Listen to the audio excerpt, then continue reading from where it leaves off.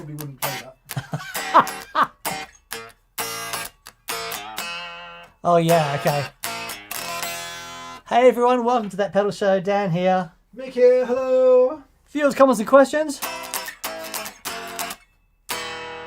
Oh, nice. E flat over E. Come on. Hope you're fantastic. Hope you had a great weekend. Hope the start of your week has been spectacular beyond words. It's a beautiful, sunny, glorious day in the UK. Got the... It is really, really special. It's so nice. So it's nice. tremendously beautiful. Well, there we are. There we are. Welcome, everyone. We're twinning. In a Bez-like moment. Happy Monday. New things in the store. New colourway on the Play Loud. We'll show you some other things in a minute. We want to say thank you to BV for moderating and being in the chat and generally staying over that whole thing. Thank you to everyone who super chats. We shall prioritise those as always. Indeed. And yeah, hello. Who's on then? Andrew Jones, YDYUI. YDYUI. Is that a John Mayer song? Why you don't love me? I thought it was like, why did you get a drink driving charge? I'm just going to leave that. Did he? No, why DUI? Oh, I see. Oh well. Oh, is that what that is? I've heard a DUI. Yeah, I've heard it mentioned in American films, but driving under the influence, I think. Ah, there we are then. Hello to John Pardo. Hey mate, how you doing? Who else have we got on? Michael Giliberto is on. Who else have we got? Simon V RDJ. Hey Simon, G'day, how are mate. you? Lance Cornish 588 from Atlanta, Georgia. Awesome. That's Beato country, isn't it? Atlanta. Is that where he lives? Yeah. Oh, Simon, VRDJ, bought tickets to come and see the Danalogs. Ah, good on you, mate. Nice. Thank you for that. Nice. 31st of July. 31st of July at the Vic in Swindon. The Vic in Swindon. Yeah, that'd be great. The maiden voyage of the Danalogs. I shall bring a bottle of cheap sparkling wine to smash on the stage. Do you want to get up and play something? I think I'll leave it to you, mate. It's your gig, isn't it? You'd be very welcome. Yeah, it's your gig, isn't it? Whit Anderson is on. Thank you for the offer. No, that'd be great. Yeah, if you need some time filling, I can help. HSR67, hello from Brisbane. Did I say Whit Anderson is on? Hey Whit. Woo. Executioner's Bong is on. John 777. Reeves Electro. Hey Marcus. Hey Izzy. If you're both watching. Oh, fantastic. Can I say this? He's sweating like a monkey at a Michael Jackson convention. It's quite funny. Bubbles. Isaac Draper is on. John 777, we've said. Tim Mason. Scott from Baltimore. On the streets of Baltimore. Crisp77S says Oasis week. Yes. Yes, it is. That's come around quick, I isn't wonder it? what the settings are. Yes, we'll be there soon. Yeah. In so many ways. Hey, cool flipping neck. There's some big super chats coming in this week. Oh, bless you. We Oh, wow. Thank you, everyone. We better turn them off so that we can answer them in full glory. It was a very interesting comment on the Noel video today. Someone had said he's playing these songs like he never stopped playing them for like 30 years. I wonder if he was rehearsing them because he already knew that Oasis was going to happen. But there's another bit of fan fiction, shall we call it? What do we call it? Conspiracy theory. That someone said that when he plugged into the rig on our interview, it sounded so good it made him think about getting the band back together. Yeah, maybe. Yeah, I would imagine that having played those songs so much, they're probably literally part of his DNA at this point. And he was shaky on some of it, wasn't he? He was a couple of Oh, a times. couple of things was he was And I don't mean that as a criticism. I just mean it as a sort of memory bit. He was thing, just you know, coming. he's Oh, what was that bit there? Yeah. Yeah. So. However, that there was something when there's a couple of songs that he launched in that rhythm wise, and it was like really magical. Yeah. Really, and it's sonically to hear that rig, and it was loud. It was loud. Man, it was raucous. really I'm pleased. I've got the last of the crazy gig season happening on this Wednesday night, and we're playing 3 Oasis songs. Oh, brilliant! And we're trying to do them with a bit of balls. Awesome. Cigarettes and alcohol we're doing as well. It's a really fun song to play. It's a really fun song to play. So, in tribute to Noel and the boys. Okay, I am going to turn the super chats off because we've got quite a few in, and there's some biggies too. Yeah. So I'll turn them off. Sorry, Mick. Zuta Lewis says, Dan, how's your acoustic doing? It's amazing, and actually playing it for a few numbers in the Danalogs. Oh, are you? Yeah. Nice. Yeah, it's man, what a guitar like plugged in. Yeah. So Mick put me onto the H&K minis because I used to have the Western minis, which are a bit different, I think. K&K. The K&K, sorry, H&K, Yeah. the K&K minis. And far out, man, they're spot on, especially because of the smaller body. It's a bit tighter, so I can get a bit more volume before it starts to imbibe shenanigans. Super dynamic as well, aren't they? Unreal. You get quite a lot of pick attack dynamic, which is the first thing that goes with an undersaddle. What do you say in America? Paizo. Bat. Paisan. Hey, Paisan. We say piezo because it's piezo electric, and I think in America the pronunciation is piezo. Is that right? Yeah, that'll do. Yeah. I thought piezo was what you had with your custard dough. Oh, With your gravy, yo. It's pretty hot. It's pretty hot. Let's just be honest about that. Okay. Yeah. No, I didn't mean that. I'm here all week. Try the veal, etc. Let's get straight into the super chats then, shall we? Jean Mirapica, and every week, Jean or Jean, I manage to say your name either correctly or incorrectly. We won't know. Anyway, Jean Mirapica says, "Evening Tone Patrol." Oh, that's very good. What was it? It was Paw Patrol, wasn't Paw it? Patrol Yeah. and Snow Patrol, Tone Yeah. Patrol. Yeah. It's great. Pay that. I like Dawn the Patrol. idea of a Tone Patrol. I like the idea of a Tone Patrol. Getting out there, being on patrol, issuing fines. Yeah. Come on. Yeah. Some sentences might be appropriate. Yeah. Like custodial sentences. Yeah. Come on. You there. Carry on. Just wondering what an appropriate weapon for that would be. 50 caliber.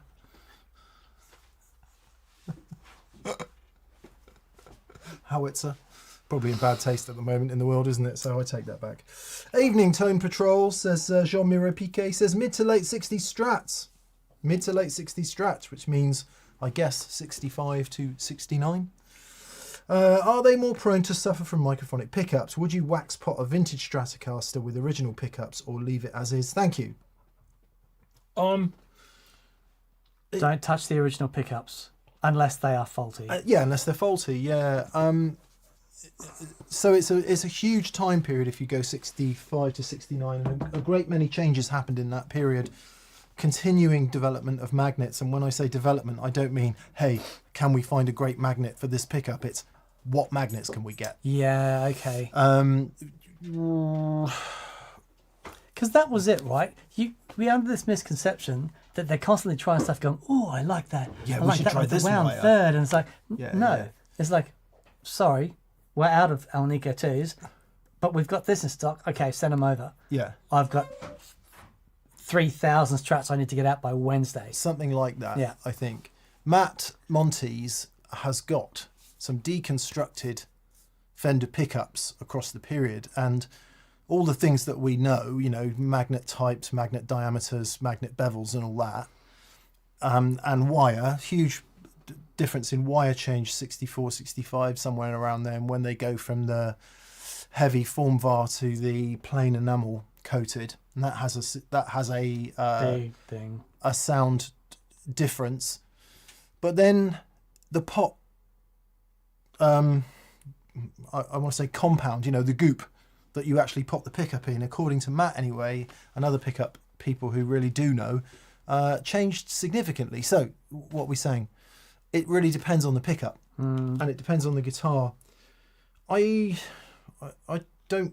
hadn't heard of lots of people doing that. I haven't. I know a lot of Strat people, and I know people who are really into Strats, and I haven't heard them say that's something that you need to do. When did Seymour Duncan start? No idea. 70 sometime, I would have thought. Because obviously there was as the music was getting louder, mid to late 60s, and we're getting into heavier rock. As the music was getting louder, there would have been a call for pickups that could work with that. But I guess I'm just thinking of early Floyd and that sort of stuff. Then Seymour Duncan comes along and says, hey, you don't need to mess around with your pickups. Here's some aftermarket things you can just whack in. Yeah, could be that. And they're more powerful, and the suckers for that, because they didn't have all the pedals and they didn't have as gainy amps. In order to make an amp overdrive back then, you sort of had to turn it up, really. Or at least there wasn't the available, the massive plethora of boxes we have now to make up the gain before it hits the amp. Therefore, heavy powerful pickups are quite important. So I would say, unless it's microphonic to the point where it annoys you, then no, don't have it changed. Because obviously once you change anything on an original pickup of any kind, assuming that it is in full working order, you've destroyed its value. Yeah. So vintage wise anyway. But if it's faulty, have it repaired. Yeah. But do you need to? No. This guitar is 1970. And I'm not sure what the pickups are, but they will be late 60s spec. And they're completely original. It's weaker sounding for sure than the 61, for example. It's quite a weak guitar, but that's what makes it sound so damn cool. Yeah. Don't misconstrued a weak sounding pickup with an inability to rock, because like through the Marshall, it's Hendrix. It just sounds amazing. Malmsteen. It's like Malmsteen has one of my favourite rock guitar tones ever, and there's something specifically about the way that he does it, his attack. It'd be interesting to know when he changed his whole deal, because obviously I would assume his early stuff was done on original guitars, but then after that he had a DiMarzio signature set, didn't he, and all kinds of stuff. So I don't know. I'm on thin ice there. I don't actually know. But no, unless it's faulty, leave it alone. Yeah. Oh, BV's come back and said Seymour Duncan, 1976. There we go. There you go. Thank you, mate. There we go. Yes. Hopefully that was enough discussion on that, and that makes sense. Carson Green, 3181. Hello, Carson. He says, when I try humbucker guitars, I miss the dynamic range of my main vintage style Strat. I want something with more grunt, but still to hit harder and get more like on my Strat. Are there certain humbuckers to try, and will P90s squish less? It's tough, isn't it? It is tough.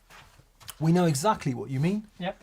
Because if you're used to that branging, clanging loveliness of a Fender single coil pickup, and you can be in an environment when you can hit it, it's a unique thing. The envelope of the note from a humbucker is different. They definitely feel like they compress more to me. Yeah, so they reach their maximum voltage output level much faster than single coils. Yeah, and actually, that if you want to learn a bit more about that whole relationship, we've shot a video recently with Simon Jarrett from Kingsley, who explained the difference between sensitivity and headroom and dynamic range. Yeah. So exactly what Dan just said. The amount of force required to take it to its maximum is less. And that certainly happens when you stand on gain and stuff. Yep. And pedals. So that is probably a bit of an overly simplistic. But yes, we know exactly what you're talking about. Yeah. Will a P90 do it? Well, P90 is still a single coil, and P90s rock like no one's business. They're amazing. But I was going to say, the Gretsch style Filtertron. Filtertrons, I think, are really good. Gold foils as well. Yeah, I see. I would say that Filtertrons, gold foils, and P90s all feel significantly compressed to me Right. when you hit them hard, compared to a Strat or a Tele. Oh yeah. Oh, absolutely. Yeah.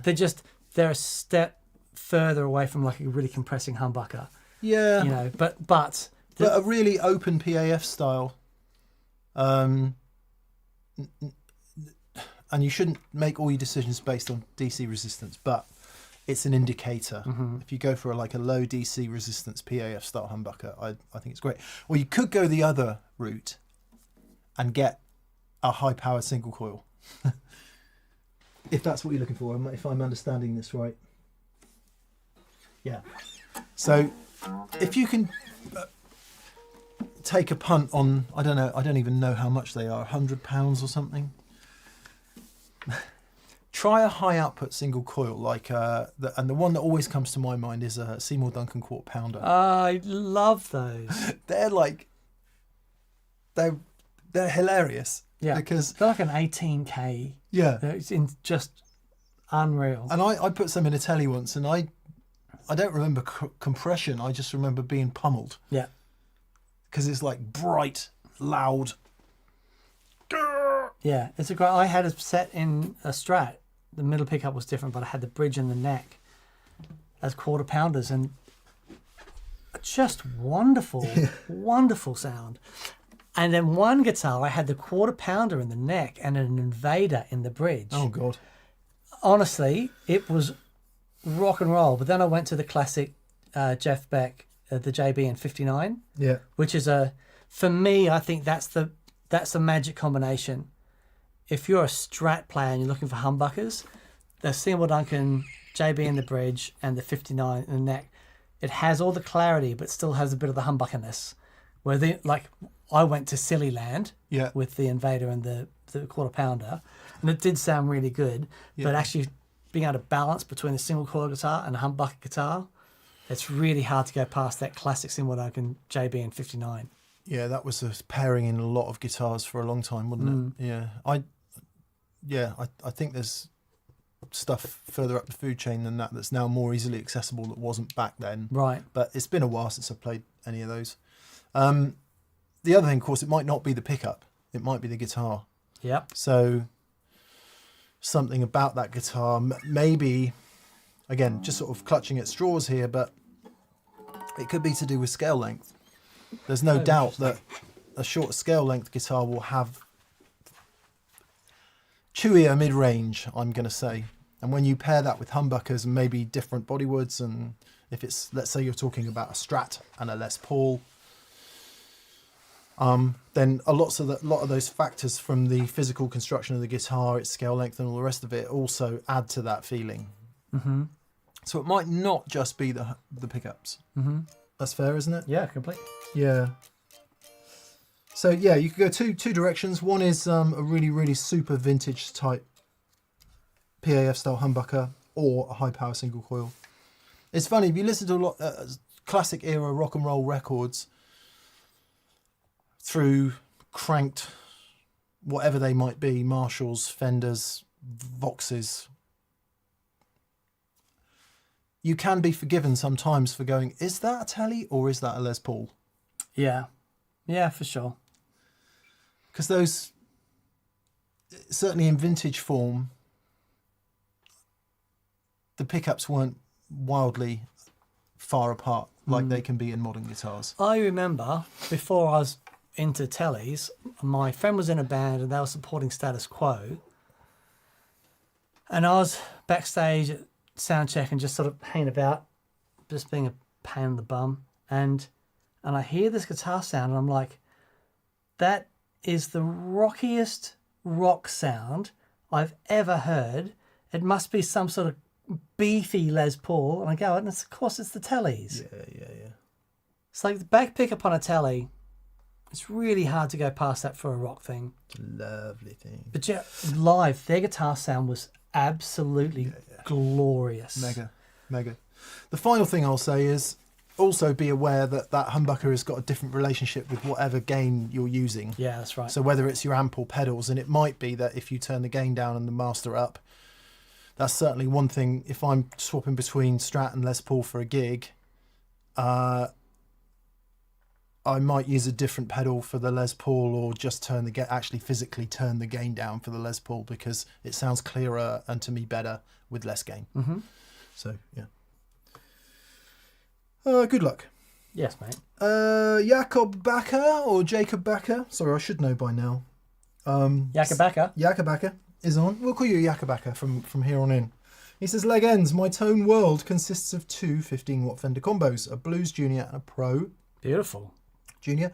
I'm emptying my piggy bank for my first ever stack to fit either. Any thoughts? Well, Yakabaka, there is so, first of all, fantastic on the two Fenders. I bet they sound amazing. If you're getting a stack, it's a very different world from 15-watt open back Fenders. I'm assuming you don't mean a whole stack, but maybe you do. Yeah, I mean, if that's the way you're going, God bless you and all who sail in you. It's a glorious thing. But if you're,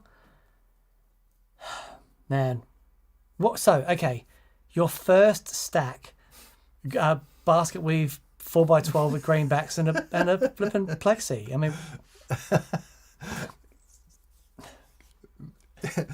may the universe help you. Yeah, but there are, so Marshall have brought out the new mini stacks, the 2x12 things, and they are brilliant. That's what I was going to suggest. So there's the Vintage Studio series, which basically is like a plexi type, an 800 type, a 900 type.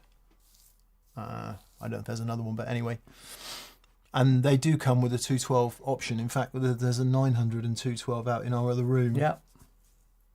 I would look at that to start with, because even in 20-watt form, even in 20-watt form, there's still plenty of oomph on tap. But if you really want to feel it, it's got to be at least a 50 and a 412, and that is just a different world.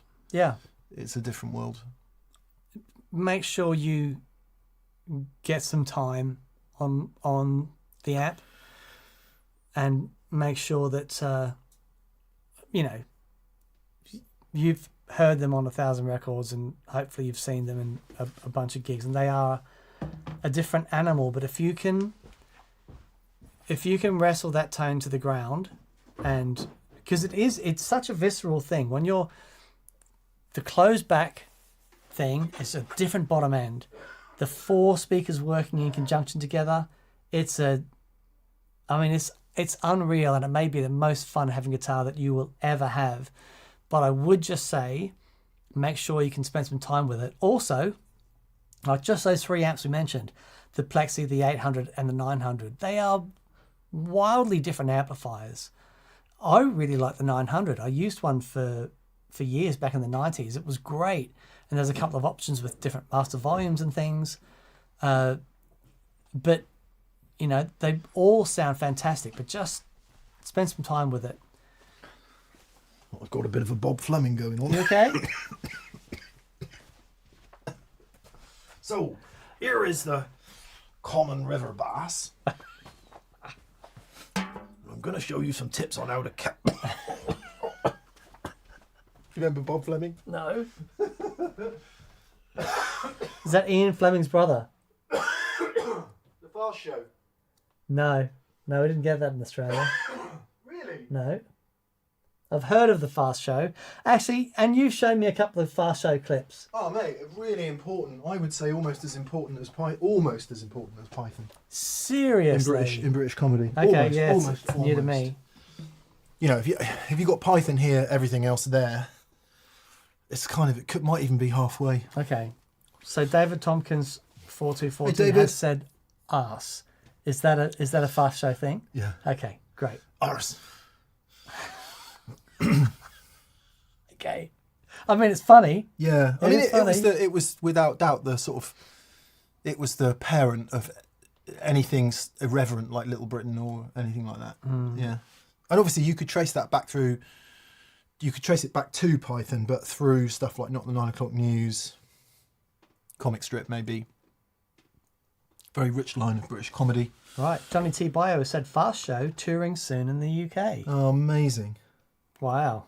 This week we have mostly been wearing Dolce & Gabbana. Hello, Ted. Right. Simon V. RDJ says, Dan, Johnny Depp was a major Fast Show fan. He actually appeared in the show too. Oh, amazing. There you go. Dylan Tolan 1108. Does Mick still have Rabia's pickups in his custom shop Strat? No. And they only were in there for that day. I've got Klopman And they sound so pickups good. in mine. Yeah, they're great. Yeah. Yeah, I didn't not like them. I did not like them. I just, yeah, I don't know why. Oh, Marcus has said Scorchio. That's where Scorchio comes from. Scorchio! Okay, right. It's all coming together. All An the pieces are starting to interior, fit. an exterior. Anyway, sorry, we should move on quickly. Scorchio, yes.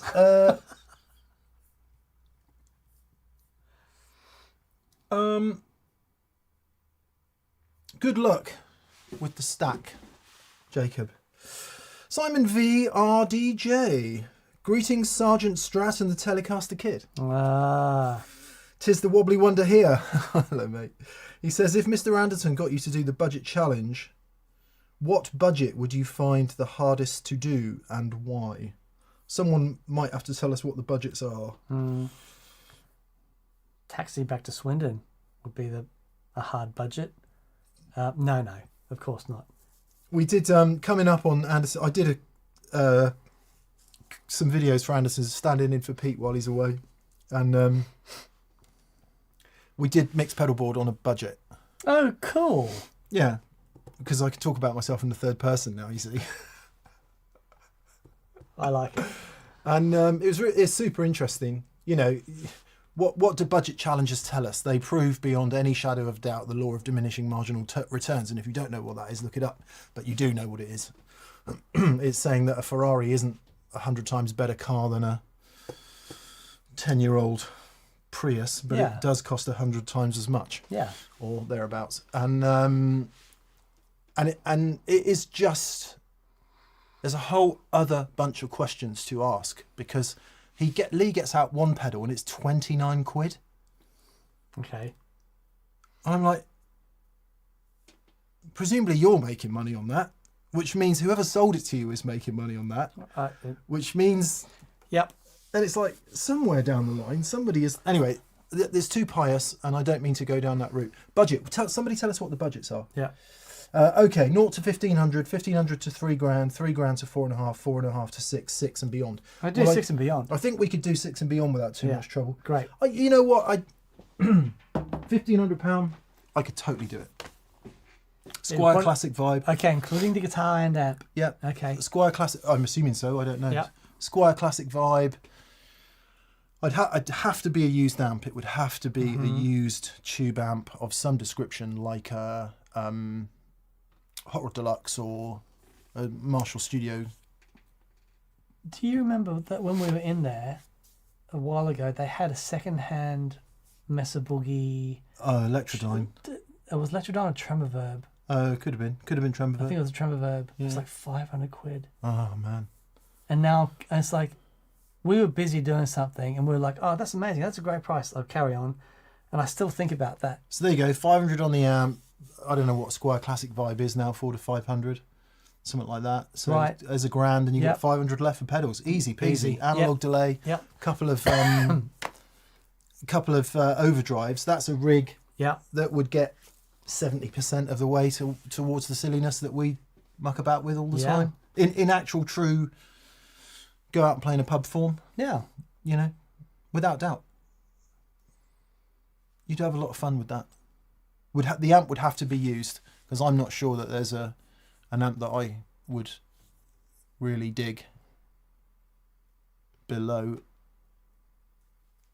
But I guess by the time it's at least a 50-watt decent tube amp with a decent speaker, that is quite a bit of money. But the good thing about it being used as well was it's probably had a bit of wear. Yeah. That speaker just sort of broken in a bit. Yeah. It's a great idea for it. It is, yeah, that's a great idea. So I don't know if I'd have trouble with any of those budgets, actually. As long as you could buy used gear. Chris Quinn says a good challenge would be 2,000 and that day's local Craigslist or equivalent. Yeah. Brilliant. Awesome. But see, if we do the challenge at Anderton's, then we can hand all the gear back. You can't do that with Craigslist. But that would make it more fun. Yeah. Make it real. Yeah. Thanks for the question, Simon. Thomas Eichinger, hey mate, he says, hi all, wasn't on live VCQ for weeks. Sorry for that. Well, don't apologise, Thomas. We're sure you had something important to take care of. He said, I'm here today. Love goes out to the whole community and beyond. Please take one from the chat. We will, on your behalf, Thomas.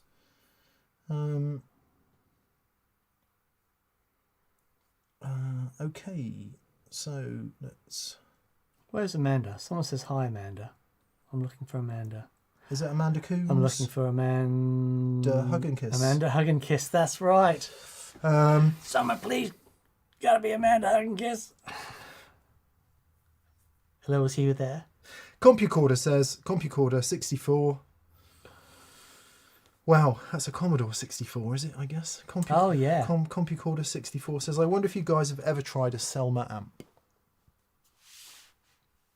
I have tried one.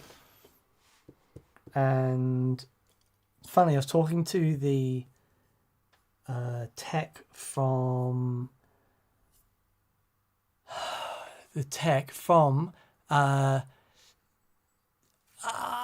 come on, brain. What the Arctic Monkeys. Right. I remember they gave me a pair of socks, and on the socks said Monkeys, Arctic Monkeys. Okay, and their favourite recording amp is an old Selmer. It never goes anywhere, it just stays in the studio. Yeah. So, but they put a microphone in front of it and it is magic. Yeah, I don't know enough about them, the different types, but I have played a couple of treble and basses down the years that I've liked greatly.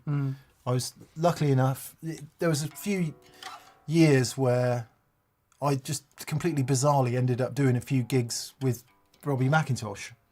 Or at least he was on the same gig that I was. Just, you know, really good pro guitar players, when they're not doing important work, like to just go out and keep their hand in doing pub gigs and stuff. And there was a couple of pub gigs that we ended up doing together. I would have loved to see you and Robbie McIntosh. Because he asks you, it's been, I don't know if it's been a while, but he does ask you on occasion, doesn't he, to go and do gigs with him? No. It's organised by somebody else. Oh, okay. So Lee, the drummer, organises it, usually. Okay. Yeah, no. I don't think Robbie would ever ask me to do a gig. And he turned up to one of them with an original treble and bass. And I want to say it's a 212 cab and a junior like yours. Okay. And it's like, oh man, I had some fancy ass bullshit rig, you know. And fancy ass. He proceeded to... Just destroy. And I don't mean to be self-deprecating about it, but you know, wipe the tonal floor with everybody for the whole evening. So that was my last experience of a treble bass, was on the end of Robbie McIntosh going, yeah, that's how you play the guitar. Robbie has a new pickup set out. With Matt at Monty's. We must get him on. But I must get him please, because I have so many questions. Because he's, I mean, from the Pretenders, he's such a great player, to your mate. John Mayer. Yeah, loads of people. He's played with loads of people, and the number of sessions he's done is crazy. I think, have you ever sat down with him and talked guitar with him? No, but I was in a very small room one night. I think I was we're doing something with Paul Stacey, and he was playing up the road, so we just went and I just sort of sat. I think you'll love talking to him, because he really knows his stuff. Okay. And he loves chords. He absolutely loves chords. Okay. So I think you would get would love a big that. kick out. We'll get him on. We'll get him on. Okay. Or at least we will ask him to come on, and hopefully he will say yes.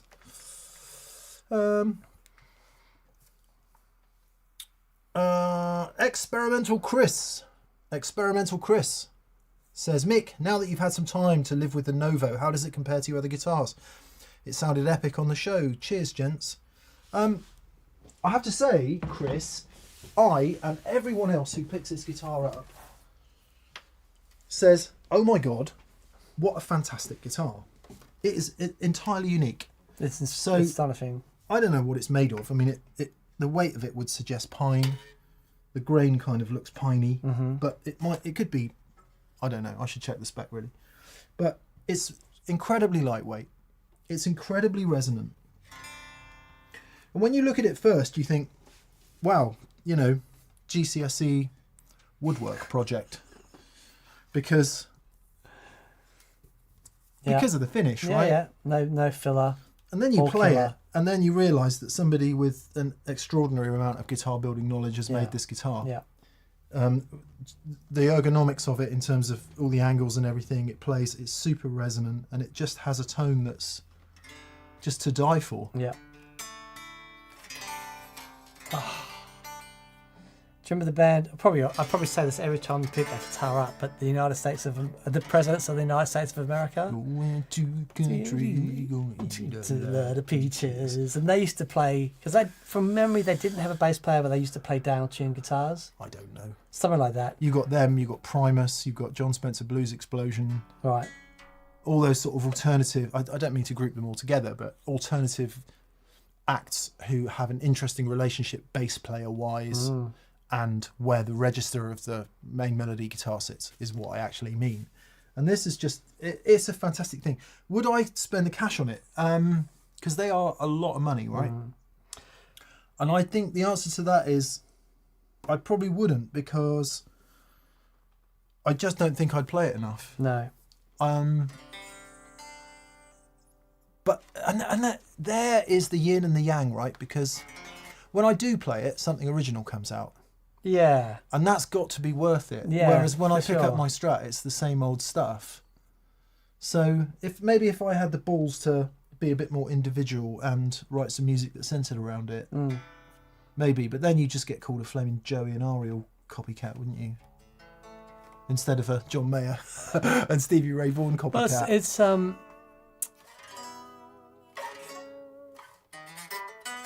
so apparently all Novos are tempered pine. Thank you, Billy Green, and thank you, Andrew Jones. I did on one of the rehearsals for one of the bands that is happening at the moment. I did pick it up and play a couple of songs in the rehearsal, and it sat great. Yeah, I bet. I mean, you had to really think about it, because you got to stay out of the bass player's way and let the other guitar do what they want to do. But it's an exceptional thing. Yeah. A really exceptional thing. Would I buy a regular 6-string normal tuning? Maybe. I'll just The favourite Novo I've ever played. I'm just so wedded to this. Yeah. Well, and why wouldn't you be? And this. The guitar that. And this. Yeah, you're good. But there's so many people who don't want that. Yeah. For very good reason. Completely. Yeah. What was the Novo guitar that Zach from Mythos brought in? It's either a Miris or a Cirrus, and I never know what they're called. That Yeah. haunts me, that guitar. Those pickups, those... Almost every one I've played has been like that. Yeah, they're incredible. Yeah. They're astonishing instruments. I do wonder as well, just as a slight tangent. Obviously, when you do this caper as a work, you do end up talking to quite a lot of guitar people on all sides of the guitar coin, be they players, retailers. Player. D'Angelo, Pino, play. And we're all sort of the opinion that maybe the guitar is having a little kick up the botty again. It really is. And that young people are now interested in guitar a little bit more than they were, say, 5 to 10 years ago.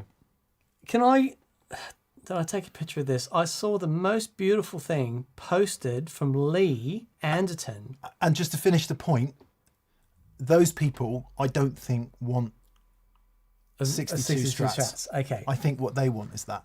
Lee Anson had posted this amazing thing, I think a part of an interview that he was on, and it just quotes him to say, "I still get goosebumps every time a kid comes in and buys a guitar and amp starter kit." He says, "You never underestimate the importance and the gravity of that moment and how important it might be in that kid's life." Yeah. And it's like, I love that so much. Yeah. You know, and just, yeah, a kid picking up a guitar going, I want to have a go, you know, and find out if it's for me. It's like, yeah, that is a really important moment. Yeah. It's huge. Yeah, yeah. I mean, you know, it's one of the reasons I think it's basically public service to take out a loud tube amp. It completely is. Because you've got that person just right on the edge of, do I want to do this or shall I go and do something else? Option one, that looks like fun. And it's affecting me sonically in ways I can't describe. Yep. To, why is that man looking sad at his grey box?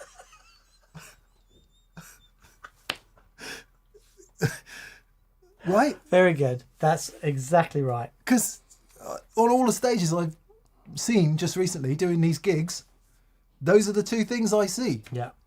I see men and ladies looking sad at their grey boxes, and then I see other people Just having fun. hanging it out there. Yeah, I'm definitely in the hanging it out there camp. But, you know. Yeah. Boy, oh boy. Anyway. Frankie that should kick the Frankie comments off. Walnut says Oasis getting back together will reignite the youth into guitar again. I don't think you're wrong. I think Oasis is definitely part of it. It like seeing Glastonbury, seeing a load of amps at Glastonbury as well. It was great. And who was I saying that was someone at a venue, seeing a lot of young bands come through, all playing amps again. Because it's rebellion again. Yeah. You It's don't, like we you don't don't want- want what your big brother's got. That's right. Well, sometimes you do, but you really shouldn't. Yeah. Yeah. And then the little brother turns up and just sounds godlike, and the older brother goes, Yeah. I'm going to stop. Yeah. I mean, I suppose maybe it's a danger to get too attached to one way of doing things, and we should be happy that music is happening in any form. What's exciting about it is the development. Yeah, completely. So change is good. Completely. Right? Change is And great. and evolution is good. Planet Backer 365 says, discovered the Y Guitar channel this weekend. Well done, Dan and Mick and Mike Dawes. Like the black and white production too. Yes, that's our mate Ollie. Ollie, amazing photographer, videographer, and had this idea for it. And well, of course, you know, Ollie's really, he's a great guy, incredible photographer. A lot of the images you'll see on Guitarist magazine. Yeah, he's a first-rate photographer. Those beautiful images of guitar, that's Ollie. And of course we'd said we'd do it. And it's a really interesting thing. Yeah, try and help him get going with that, and then he'll get some decent players on there. We hope, because he's deliberately said, you know, no playing. Don't really want to hear any more about tone. We want to hear about your relationship with the guitar, and it's just going through the comments on all of our videos, Mike included. It seems to have put the people in a different headspace. Yeah. I mean, as you'll see from both of ours, but mine especially, you don't want to do too much thinking about it because it's not the way to do it. But it's a different perspective. Yeah, and sure. it's unique, I think, on the tubes. I like it. On the tubes. I was going to read out a comment here which made me laugh. Spiral Juicer says, that's good to hear. I have faith that the youngsters will keep rock alive. Yep, so do I. Yeah. So do I. I think rock is keeping them alive is actually what's happening. Yeah. Bubba Skater says, Mick, you're mistaken. Even kids want Strats. It's a timeless design. I know. But if you have as many years on you as I do, Bubba, and maybe you have more, you will have seen Strats in particular roller coaster in popularity. Yeah. Or guitars in general. Yeah, there was one point you couldn't give them away. It was, I think it was Invisible Monsters who said he would like Ill-Tempered Pine. Oh, Scott Gayler says, I teach 46 kids a week. It's alive and well. God bless you, mate. Good on you, Scott. Yeah. That is a wonderful service, a noble service that you're doing there. That's great. Simto says, hey chaps, when are you going to get some Divided by 13 on the show? They should be more available in the UK after 2 Rock took over from Fred. They're amazing amps, particularly the FTR 37 and JRT. We are going to get at least one, apparently. I was talking to Eli and he's going to arrange for one to come through here on its way somewhere else so we can get a listen. He's made some changes to the line, I think. But yeah, would love to get a listen to the Divided by 13s. I was introduced to them years ago when I first heard Harmonic Crusader by Lyle Workman, and the guitar sounds on it were astonishing, and he was working with Sting at the time. Mr. Sting, when you get home to your nice boo.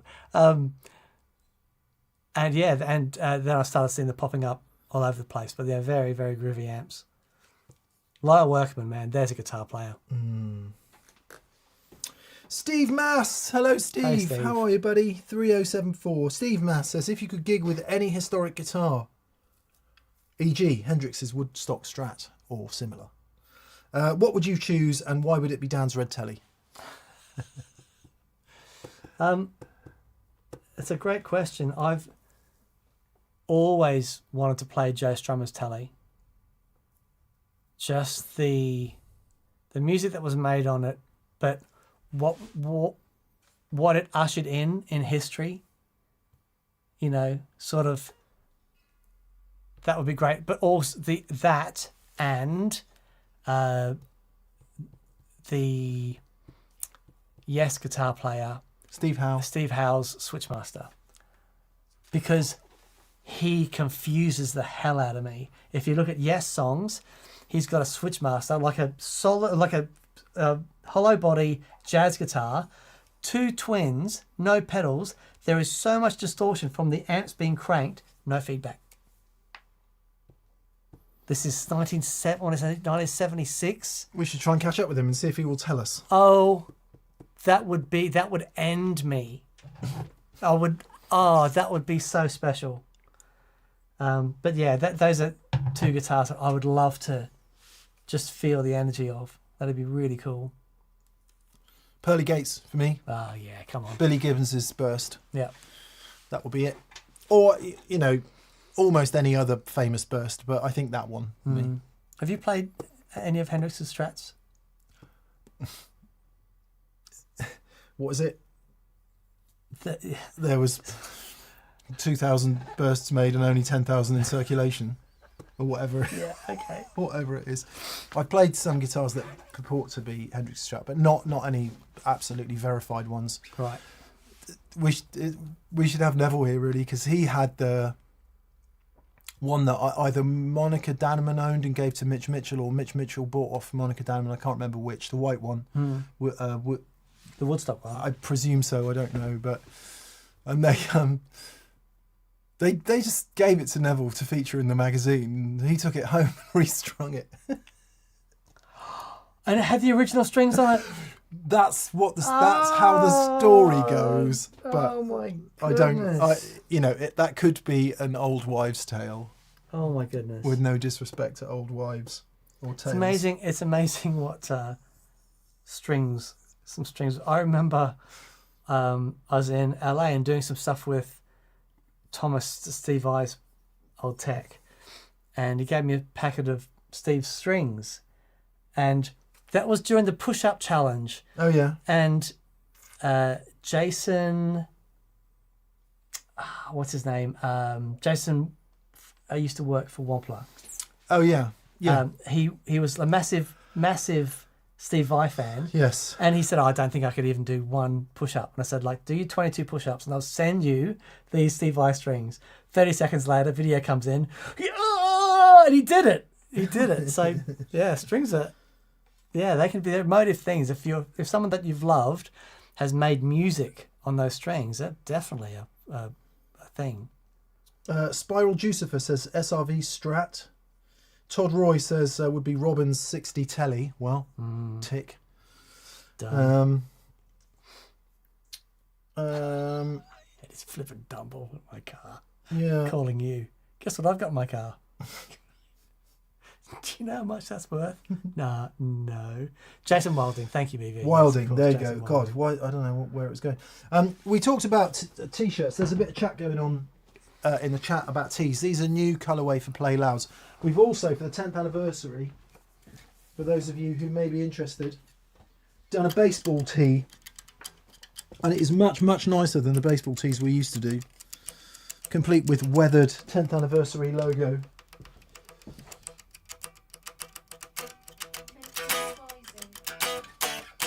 And the omnipresent voice in my ear has said, do go a size up. So I would normally say this is a large, right? And Dan would wear a large too. In these, you need to go a size up. XL is great. It's a good substitute for... They're just a bit skinnier fitting. So if you normally take a medium, go for a large, one size up. But they're really nice. They're really, really lovely quality. Lovely. Really, really lovely quality. And we're very super pleased with how they printed as well. So there you go. If you fancy a baseball tee, don't have to play baseball.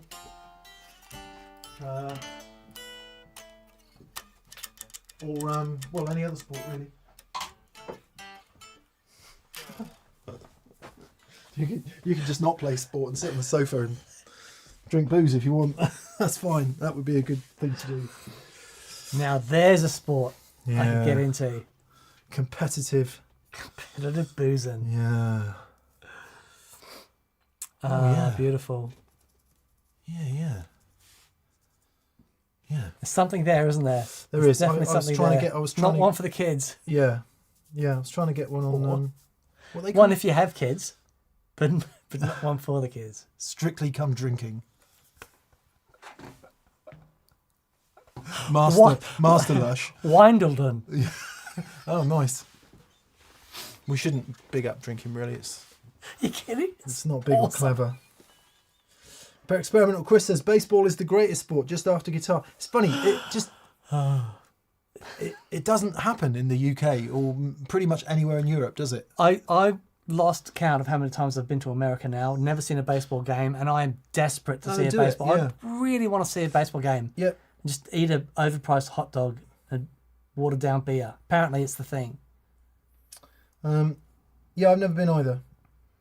There we are. I actually like watching baseball every now and then. Can you work out what's going on? Yeah, I watch Field of Dreams. I know what's going on. I mean, it's less confusing than cricket, to be fair. Cricket's brilliant. Yeah. Cricket's great. 22 blokes walking about. 2 versus 11, isn't it? Yeah, sounds about right. Yeah. They've got bats. Yeah. But the other guy's got stumps, so Yeah, whoever's out is trying to get in, and whoever's in is trying not to be out. That's right, isn't it? That's correct. Yeah, and then they all go and get drunk. Yeah. And they do that for 5 days. And then, that's right. Oh, man. Hello, Dad, if you're watching. My dad is a massive cricket fan. Yeah, if you're into it, and you like statistics and stuff, man, it's wonderful. My friend was a producer for the ABC, and when I was in Sydney, he was in the booth where they call the game from, and Richie Benno was right next door, and we got to see him do his thing. It was really great. Yeah.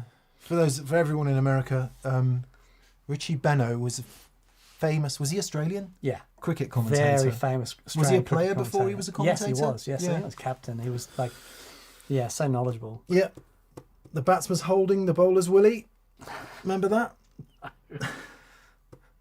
Michael Holding was in bat, and Greg Willie was bowling.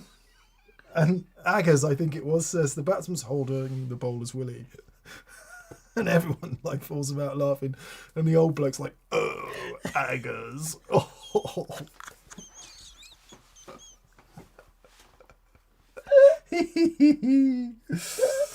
Oh, that's brilliant. So we, as kids, right? Sorry about the cricket tangent. We used to have it on the TV, but with the TV sound turned down. And Test Match Special, I think it was, on the radio, doing the commentary, because obviously it was live. And it was the old bloke, I can't remember his name, Brian something maybe was his name. and Richie Beno quite often. Yeah. I think on the radio. Mm-hmm. Because my dad preferred the radio commentary to the TV Oh commentary. yeah. Oh man, there's a couple of larrikins, a couple of Aussie guys that they were hilarious, and they would commentate. So you just turn the sound off, and you'd listen to these absolute buffoons do the commentary, and they do like most Australian sport. You'd find them on Triple J or something. Oh, fantastic! And the big bullfed's giving the ball over to the guy with the no calves, and no calves has handed the ball over to the guy with the. Oh, it's brilliant. Sounds like Pete and Dud. Yeah, if Pete and... Let's move on. Wim Jacobs, 4075. Hello, Wim. How are you? He says, hi, D&M. Just had my Sire H7 adapted for baritone into B standard tuning. Basically, the nut cut for thicker strings, 14s, he said, in a setup. What would you do for pedals? Standard guitar pedals with tweak, EQ, or dedicated pedals, such as the Broadcast AP2, etc., i.e.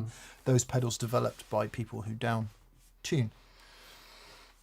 I think it's more about the amp, but really, you shouldn't have any problem with anything that you're currently using. You should just see the difference in the guitar.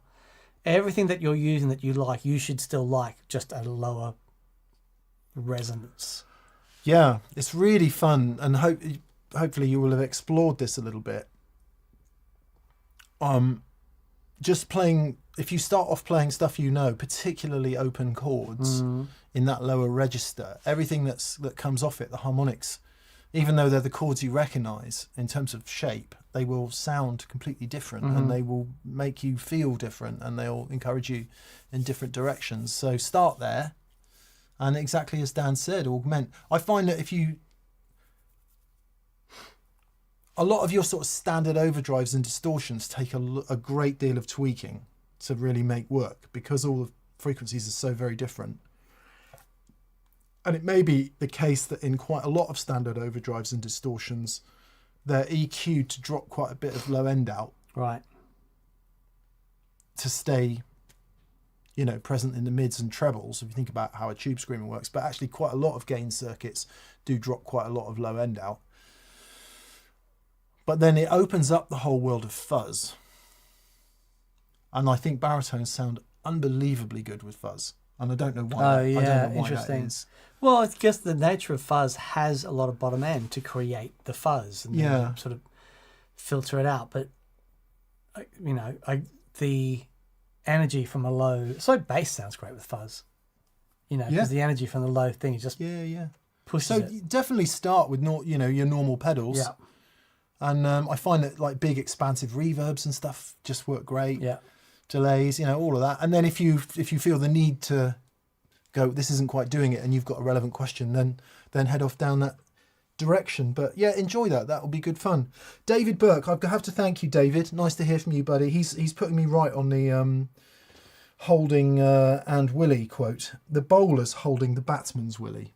Oh, okay. Yeah, so it was a subtle twist. Okay, very good. And Aggers was later, and the comment was, he didn't quite get his leg over. I remember it now, you say it. Brilliant. Oh, Aggers. Oh, brilliant. Henry Blofeld as well, yeah, of course. Oh, yeah. Yeah. Somebody please tell Brian Johnson, thank you, Johnny T. Blur Bio. Brian Johnson, thank you. And not the guy who took over from Bon Scott in AC/DC. Right. A very different Brian Johnson.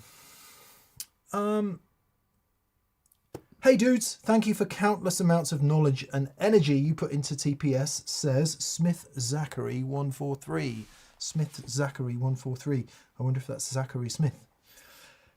Thank you, mate. You're so welcome. He says, I've learned more from you guys than you can imagine. Your videos have such a positive impact and influence on me. You guys are outstanding. Oh, bless you. Thank Nice. you, buddy. Nice. Why did the Scarecrow get a medal? He was outstanding in his field. Come on. Get in. Get in.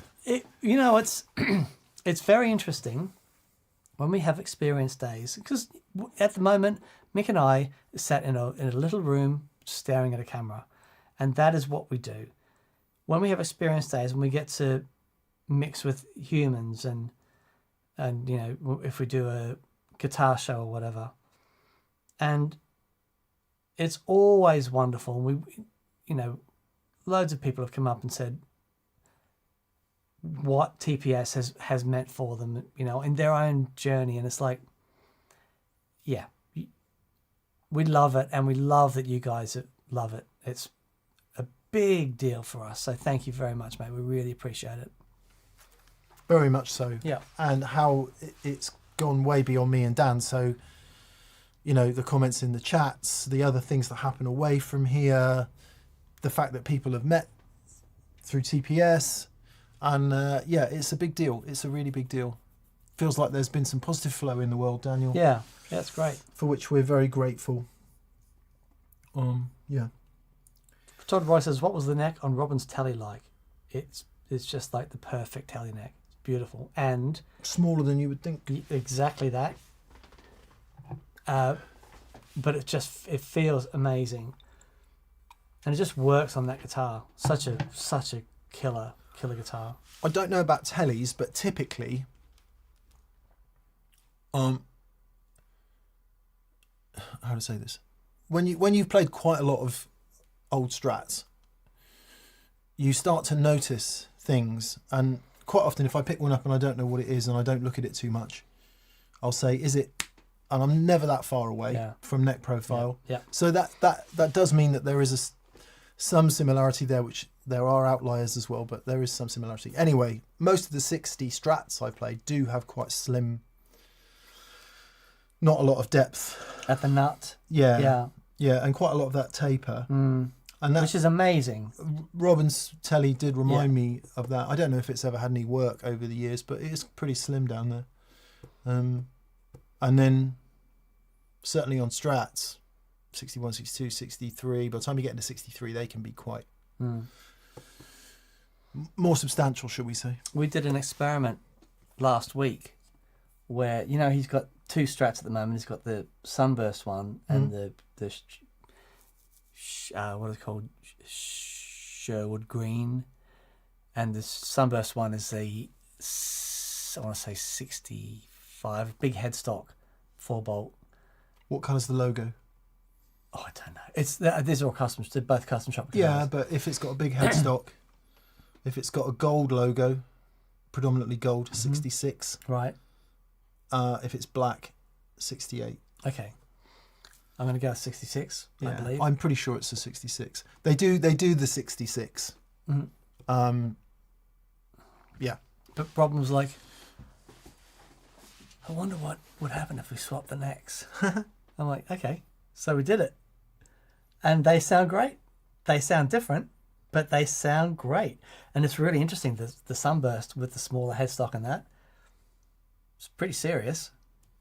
It's really cool. But so the Sherwood Green has turned into something completely different with that massive headstock. Yeah, with the it's headstock. really Did you, cool. by any chance, look at whether they were shimmed, quarter sawn or flat? They're both riff sawn. They're both riffed. Yeah, okay. Yeah. I find that makes a massive difference. Yeah.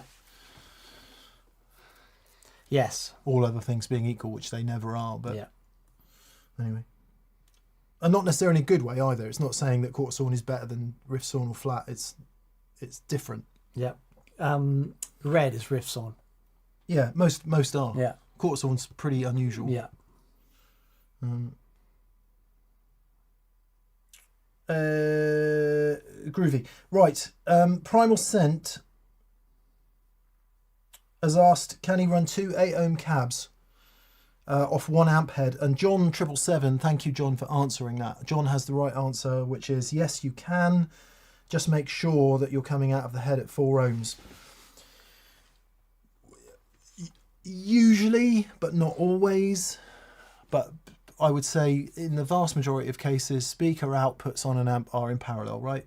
Yeah. Yeah. I don't know of anyone. Never series. known one in series. No. So that's why we say Yeah. in the vast majority of cases, they're in parallel. So exactly as John 777 says, depending on what amp it is, you'll have an impedance selector on the back that you can select to commonly 4, 8 and 16 ohms. If you have a single 8 ohm speaker, obviously set it to 8 ohms. If you have two 8 ohm speakers, use two of the speaker outs and they're in parallel. Two 8 ohm speakers in parallel is 4 ohms. Set it to 4 ohms if you have that option. Yeah. Yeah. In quite a lot of Fender amps, They don't give you the option to change the. on a the Marshall, combos. it doesn't really matter which one you use. Right. On a Fender, Fender does. you have to use the main one Yeah. first. Yeah. Or the extension speaker out when you're using the secondary one. Yeah. Yeah. Yeah, yeah. If you just plug into the secondary one, it won't work. That's right. Yeah, which I didn't know until problem solving the other day. Oh, really? Yeah. It was fine. Didn't blow up. Pretty sturdy. Yeah, although the Bassman head, I have been kicking the crap out of it now for a while, and it's definitely doing some weird things. Oh, really? Okay. Might get someone to have a look Time at to it. get some there. We've got an SVT coming, finally. A very nice man called Freddie, who is a mutual friend, is going to lend us his SVT for a bit. Brilliant. You know how much they weigh? Did we have this conversation last week? Oh, it's like 30 kilos or something. 36 kilos. 300 watts? Yep. Yeah, come on. I think it's 12 6L6s or something mental like that. Well, that's the power transformer and the output transformer. I mean, it's got to be serious iron. Pretty but they serious. don't. The thing is, once you've played them, or once you've played them in a band, and the band's giving it some beans, it's hard to go back. I'm never not using a tube bass amp again. There you go. I know. A cube. Fast forward 2 years, going, I just can't be asked to carry this, and having one of those.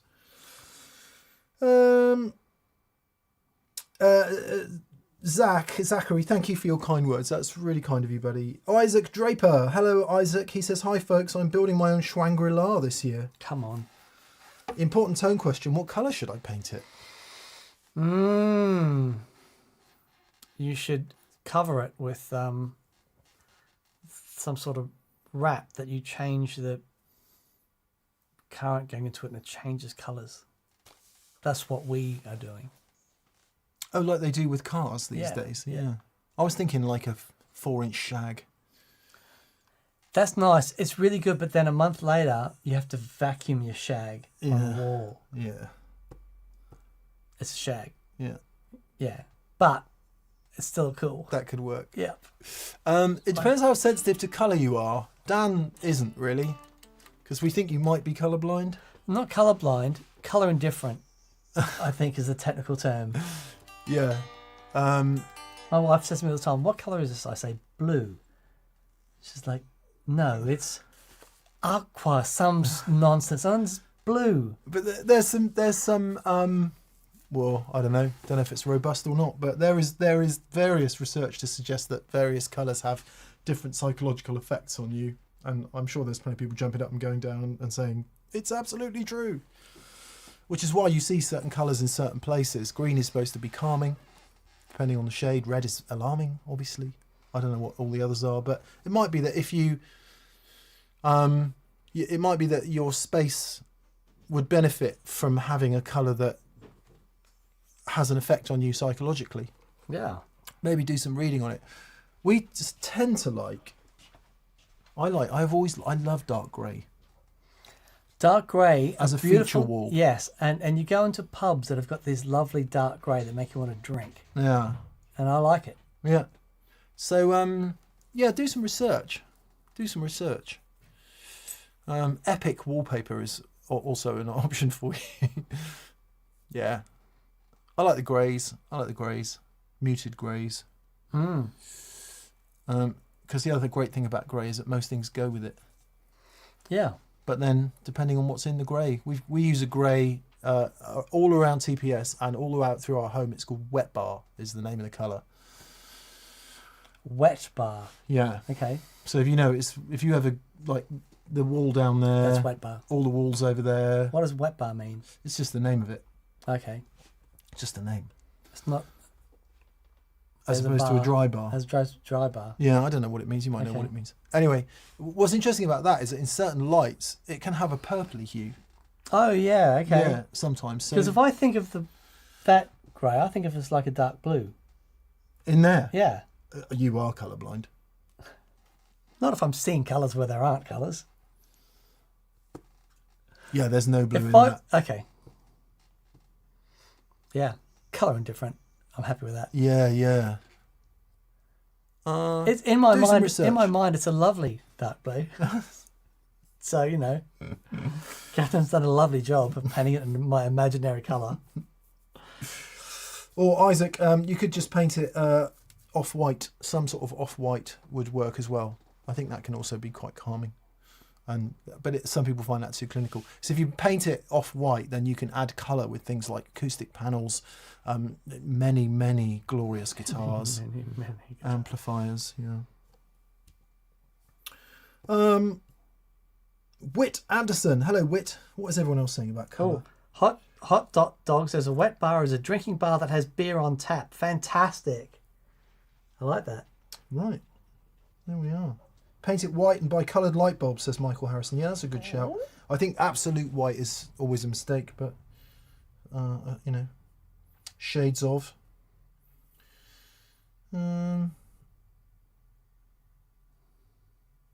Jacob Backer says, maybe you have synesthesia, Dan. Like Devin does. No, I'm closer to amnesia. And syntheversia. Syntheversia, I like it. Yeah. I like it. Whit Anderson, hey Whit. And woo. Goodness me, you've been extremely generous, Whit, as all of you have for Super Chats. Thank you, Whit. Thank you so much. He says, good day all. Apologies for my recent delinquency. Bless you, mate. Never apologise, never explain. I love Friday's show. Parallel overdrives has been a rabbit hole I've been happily tumbling down. Interesting side effect, no pun intended. My ear wants less wet effect when doing so. Much less love from Woo. Yeah. Maybe because there's a lot more detail in the parallel thing. More fundamental. That you don't want to confuse it with too much wet stuff. If you haven't seen it, it comes off the back of, we had the B-Tronics Wannabe, which puts a Klon-inspired circuit and a Bluesbreaker-inspired circuit in one pedal, which would be a bit, we've seen that before many times, but they've included a parallel mode in it, and it's a wonderful thing. Yeah, it's great. Yeah. It's funny with wet effects, At the start of the pedalboard rebuild journey, the first project, I did the rehearsals and the gig, and there was just like no requirement for very much delay or reverb. Right. I'm on the third one now. The last gig's on Wednesday. And for the rehearsal yesterday, because for experience days, Dan and I put our pedal boards up. And I always add the CXM to it because it's really great for textures and lovely stuff. So I always leave a loop spare in my G3, stick it off the board, and have the Chase Bliss and Meris CXM 1978 reverb there to just play with on experience days. I'm playing with it again yesterday going, this is the sound. So for the rehearsal yesterday afternoon, I had it in. I just ended up using plates on everything. Yeah, but the plate on that is insanely good. And I'm like, I've got to put it back on the board. Yeah. To your point, that desire for more or less wet effect. I wonder if there's something psychological about it where you, in certain situations, you perceive it more or something. Maybe we perceive it more in here because it's such a dead room. Yeah. But you've been doing outside gigs as well. But I haven't had it haven't had any reverb apart from amp reverb until we did the rehearsal yesterday. But we're doing songs that are a bit more produced. Okay. Yeah. So I don't know, but yeah. Sorry, you were saying. No, I'm just gonna say, if you've been out there playing in a big open dry sound, and then you hear the CXM and all its glory, and you go, "Oh, this is. Yeah. I remember this." you know. Well, one of the things, and this might be actually to your point about parallel overdrive, you do get more clarity. Because if you stack two overdrive pedals together, you get gain stacking, you get, in some cases like this, both complementary and dissonant blend of harmonics, and because of the nature of the two overdrives. So stacking is a bit of yin and yang. In parallel, you're able to have the best of both worlds. So I do think you get more clarity, and that happens when you have wet dry. There's absolutely no doubt about it that running 2 amps wet dry, the note clarity and the separation and the definition is epic more than it is when you're just straight mono. Ergo, adding some extra ambience is okay. It works. I'm yakking. My wheel says, hi, Mick and Dan from Munich, Germany. Hello to Munich. Have you been to Munich? No. Where's the where is the Thomann thing in Germany? Down to the right there, I think, isn't it? Okay. Isn't it near the Czech border? Oh, is it? Is it? Am I right there? Yeah, I haven't been to Munich. Yeah, I went once many years ago. Hello. Right. Executioner's Bong. Executioner's Bong says, Toes, I have a classic 60s Strat, and I'm happy with the neck relief and string action, but the saddle screws are very pokey and bother my right hand. Any suggestions? Much love from Indiana. Yeah, lots of Strat people moan about this, so I don't mean moan, I mean it's a legitimate concern. So these blimmin' things that stick out of here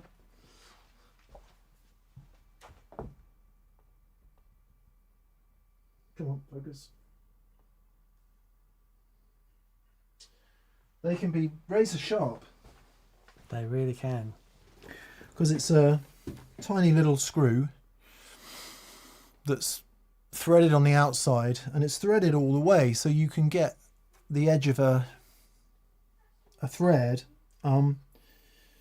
As you can see, mine are up as far as they go, which a lot of Strat people are like, how very dare you! It makes it all worse. So what can you do? You can, I'm sure there are retrofits available that aren't as long. They screw in from the top or the bottom. So you could gently rub a bit of sandpaper over them. Yeah, you got to be careful because they can be really sharp, right? Especially if they get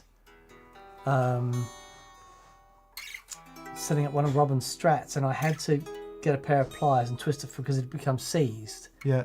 And as it comes out, that lip on the edge is wicked sharp. So yeah, just be careful. But you can get different size threads depending on outside and inside saddles. What have you got, Rosie?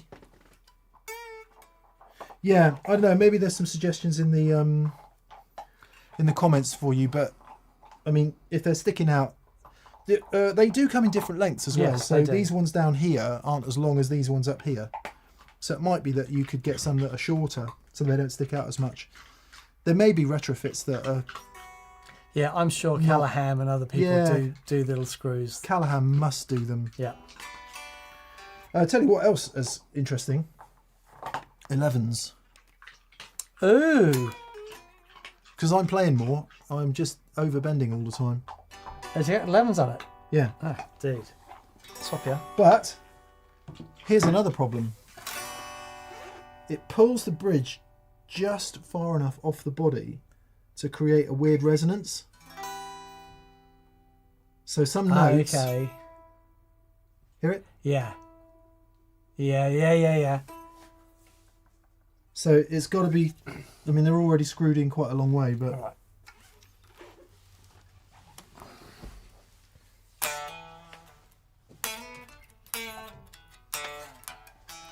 I put 11s on the Strat and the Leicester, and I'm loving it.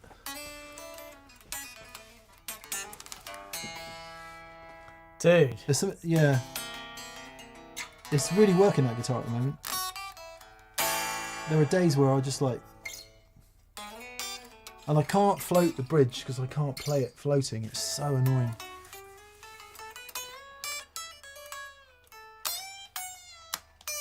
Oh yeah, those frets feel fantastic.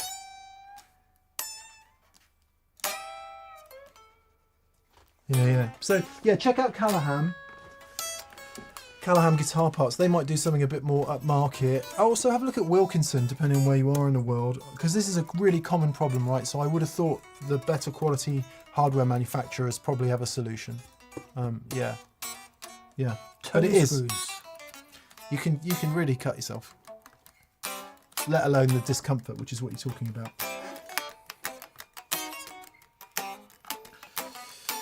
This is incredible. It's really working, but you hear, Yeah, I can hear it. it's either got to be on the body or off. Yeah. It can't be. No. Yeah. Can you hear the weird resonance when plugged in or only when unplugged? Both. Treppendorf, thank you, BV. That's where Tobin is. I want to say it's on the way to Nuremberg, isn't it?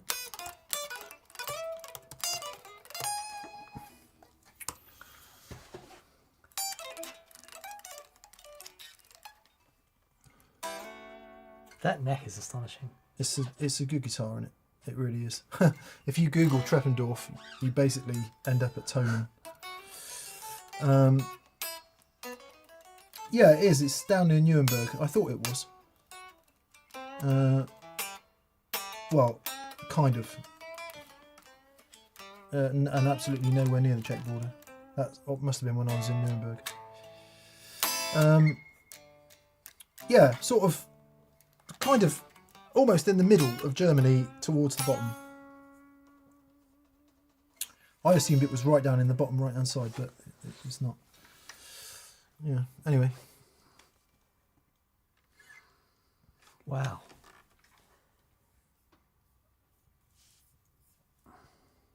So this is proper quarter sawn. No. Oh, sorry, I can see it. Sorry. I think you're seeing the lacquer I'm checking. looking, yeah, there. Yeah. But no, I can see it. I can see it. That's entirely typical. Yeah. That's quarter sawn. Yes. Yes, perfect. Yeah. Actually, I think it twists when it gets down here a bit. But Right. That's beautiful. yeah. Yeah. If you don't know, by the way, have a look at the end of the headstock.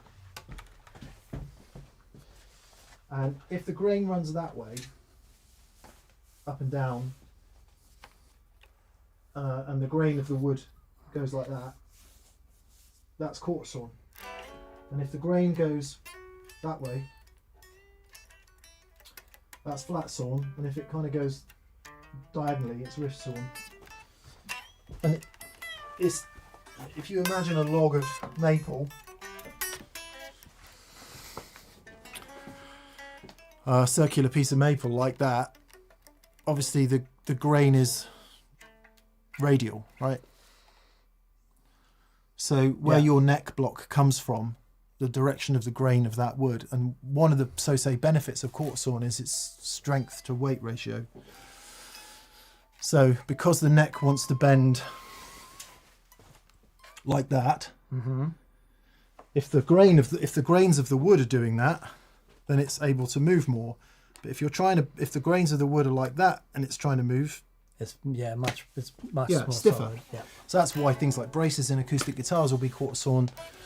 Many high-end guitar companies insist on quarter sawn woods for all kinds of things. But anyway, sorry, that's a tangent. And it has traditionally attracted a premium price-wise, but it is not necessarily better. No. That's cool. Yeah. Chris Quinn says quarter sawn can look pixelated, can't it? Yeah. I don't know if that's a reference to our shitty camera or whether it actually can look pixelated. Maybe it can. Maybe it can.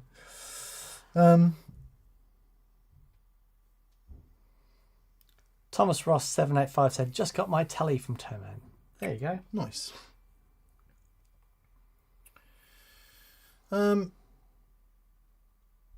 Scott from Baltimore.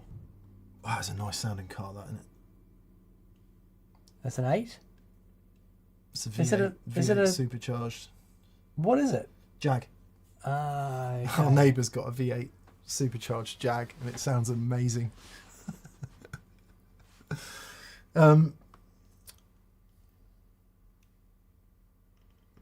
Actually, I wonder where do we stand on that now? Because with so many people gone to electric cars, Yeah. emissions wise and CO2 wise, does This that mean opens up the world for V8s. does that mean it's okay for fewer people to have V8s?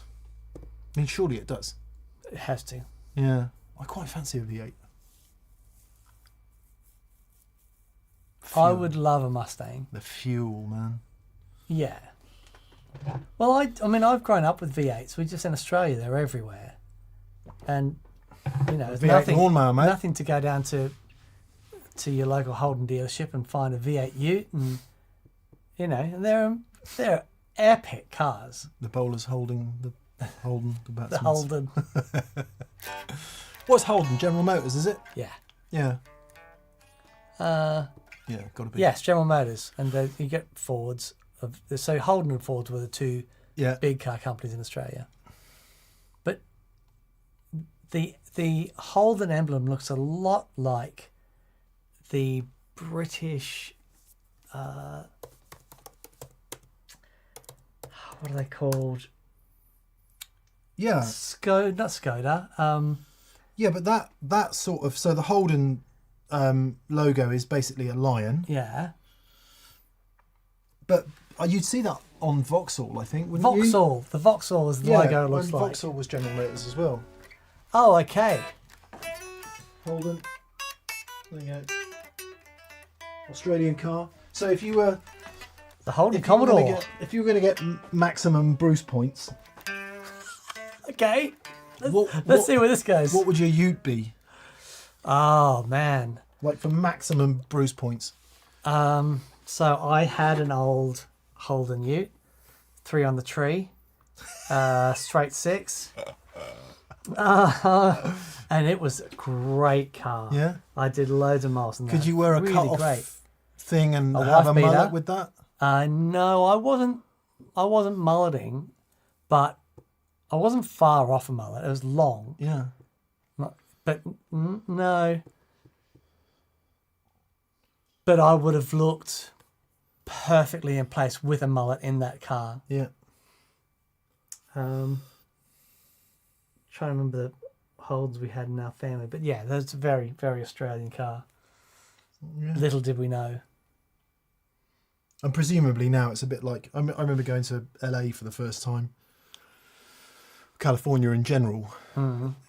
Every other car was an F-150 or a bit or bigger than that, with a big, huge petrol engine. Yeah. And then even in our lifetimes, I've seen everything is now an Acura or a whatever. All the, Honda, Nissan, and Toyota have their posh brands, don't they? Lexus and all that. And the number of import cars now is absolutely massive, not with V8s. Is that the case in Australia as well? Got to be, hasn't it? Yeah. Australia's become much more like that. So those old V8 engines are, apparently Holden doesn't build in Australia anymore.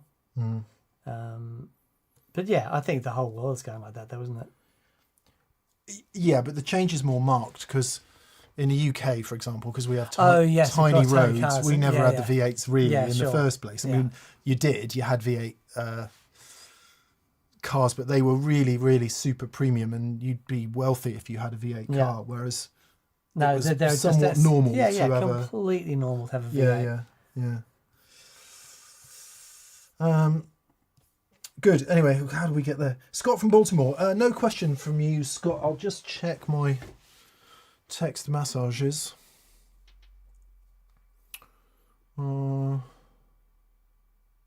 Yes. Okay, Scott. Thank you, BV, Thanks, BV. for doing this.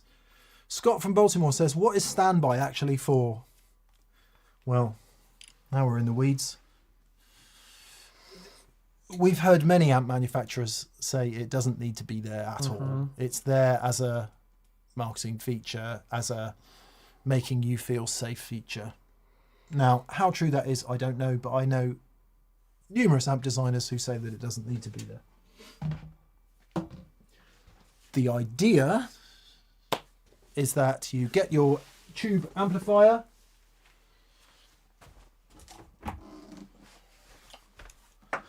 you plug it into a speaker. Look at that thing. Boy, that sounded good on Friday. Which one is which? I can't tell.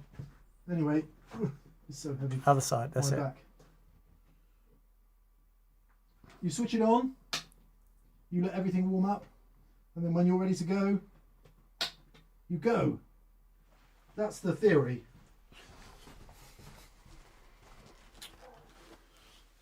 And then you do that in reverse when you turn it off.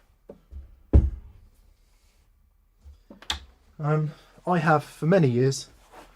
I don't do it on this one because the power switch is on the back and this was on the front. But if I was to turn Dan's matchless on, I would do this.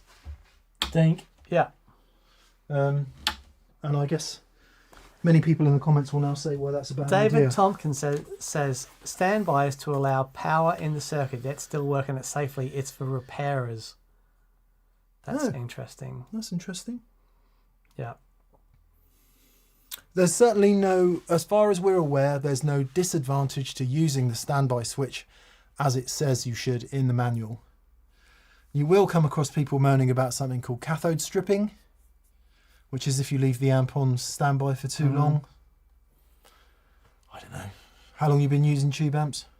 Oh man, forever. I remember doing at the London Guitar Show years ago, and I had a Lazy J J80. It was like his version of a high-powered twin, and I'd had it on all day. You know, and that's an amp that gets warm, and packed up at night. When next morning came in, it was still on. So it'd been on all day and all night, and it was absolutely fine. I'm not suggesting you do that, but what was when they're talking about the Bletchley Park and that big computer they made? He said that the valves are fine as long as you don't turn them off. Turn them off, yeah. Colossus, was that what it was called? Yeah, so do what it says in the manual and you'll be fine. Yeah. Something's tickled down. Sir Key 6405. Sir Key 6405 from Switzerland by the looks of things says, good evening, gents. At home, I love my attenuated Princeton reverb very much. I'm looking for something to go along for wet. Any recommendation? Current favourite would be the Tone King Gremlin. What are your thoughts? That's a really good shout. If I had my matchless set up on Friday, and you don't go and wet dry with the Princeton, using an Alnico Gold or a pair of Alnico Golds with it, and man, that's one of my favourite sounds I've had. So you could pair it with something like a 30-watt ER34 amp. Hello, Rose. You okay? Or come and say hello to the peoples. Or you could.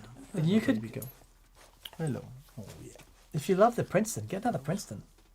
Yeah, I think that's a good shout. Because I love the Princeton. I'm so enjoying that app at the moment. But you might want something different. So if your heart says Gremlin, go for it. Yeah. But an AC15 would work. A Pro Junior would work great. I think any small amp would work great with a Princeton. Yeah. You all right, Rosie? Saying hello to the peoples? You've had a boring day today. It's like 30 degrees Celsius in the UK today, which is very unusual for UK. And poor old dog, you can't really go out walking in that, can you? We do a walk early in the morning, but she gets 2 walks a day. And you didn't have a lunchtime walk today, did you? So we'll do one when we get home. Oh, Joe from Hello Sailor's on. G'day, mate. Hope you're amazing. Yeah, you okay? What is all this stuff, Rosie? Is that a bloody tick? She getting out in the fields. Yeah. Good girl. Hello, Joe. Hope you're well, buddy. Yeah, good luck, Sir Key. S Tomp 9805. S Tomp 9805 says, guys, love the show. Thank you. I play mostly unplugged on my couch, but love to hear passionate people discussing interesting topics. A few weeks ago, you mentioned Fish. Below is a Stevie Wonder cover, 6-7-12 Boogie on Reggae Woman. Cover's always a good entry point. Yeah. Yeah. So are you saying that Fish did a cover of Boogie on Reggae Woman? Which is a really, really, really great Stevie Wonder song. I don't know much about Fish. Fish as in the band. first singer from... Oh, the band Fish. Yeah. Okay. Oh, yeah, they did a cover of it. Yeah. 3 years ago, apparently. Oh, that's cool. Give that a go. Thank you for that suggestion, and thank you for your incredibly generous super chat, S. Tomp. And, Yes, thank you, mate. Playing unplugged on the couch. Could be a lot worse. Ricky Sleeper. Hey, Ricky. He says, my first time joining live. Well, welcome. Oh, welcome, Ricky. And thank you. Love all that you do. Please take a question from the chat. We will do that. Ricky, right, come on then. Let's find a question mark here. The Buford said, what kind of pedal is that? The black one with the big, cute, floppy ears.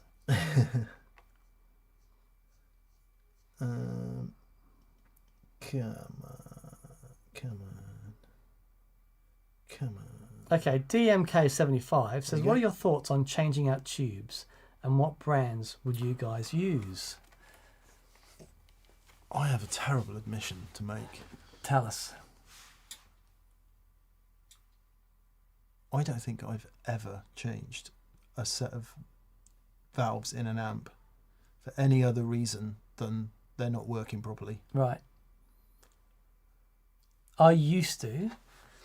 And EL84 amps different. Yeah. They need changing. they do. Because you can eat through those. But yeah, I mean, I used to. I found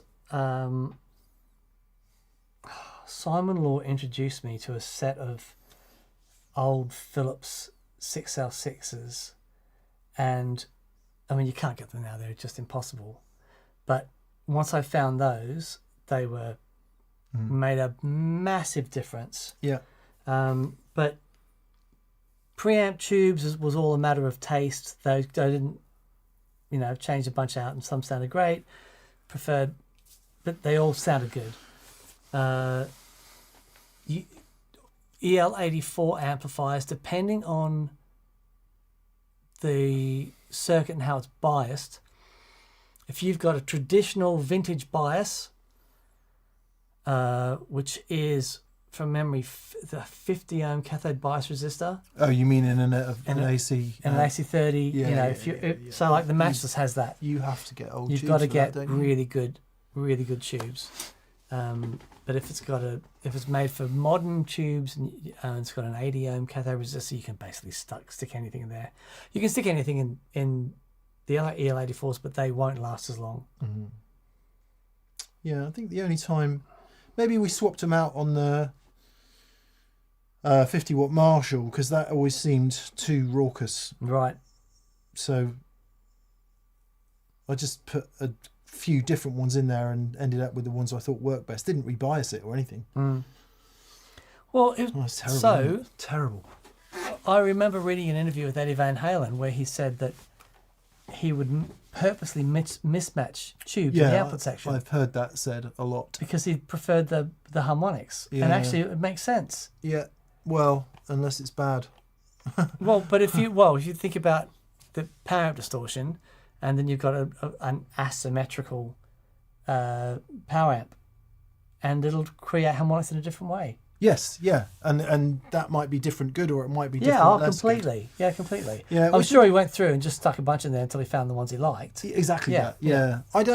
The thing I am interested in rather than tubes next is the brown box power conditioner, Yeah. because so many people that I talk to who I sort of trust have said it really does make a big difference. Yeah. To make sure your amp is getting a steady voltage that it wants. So I'm going to try that. I've never really gone down the tubes thing just because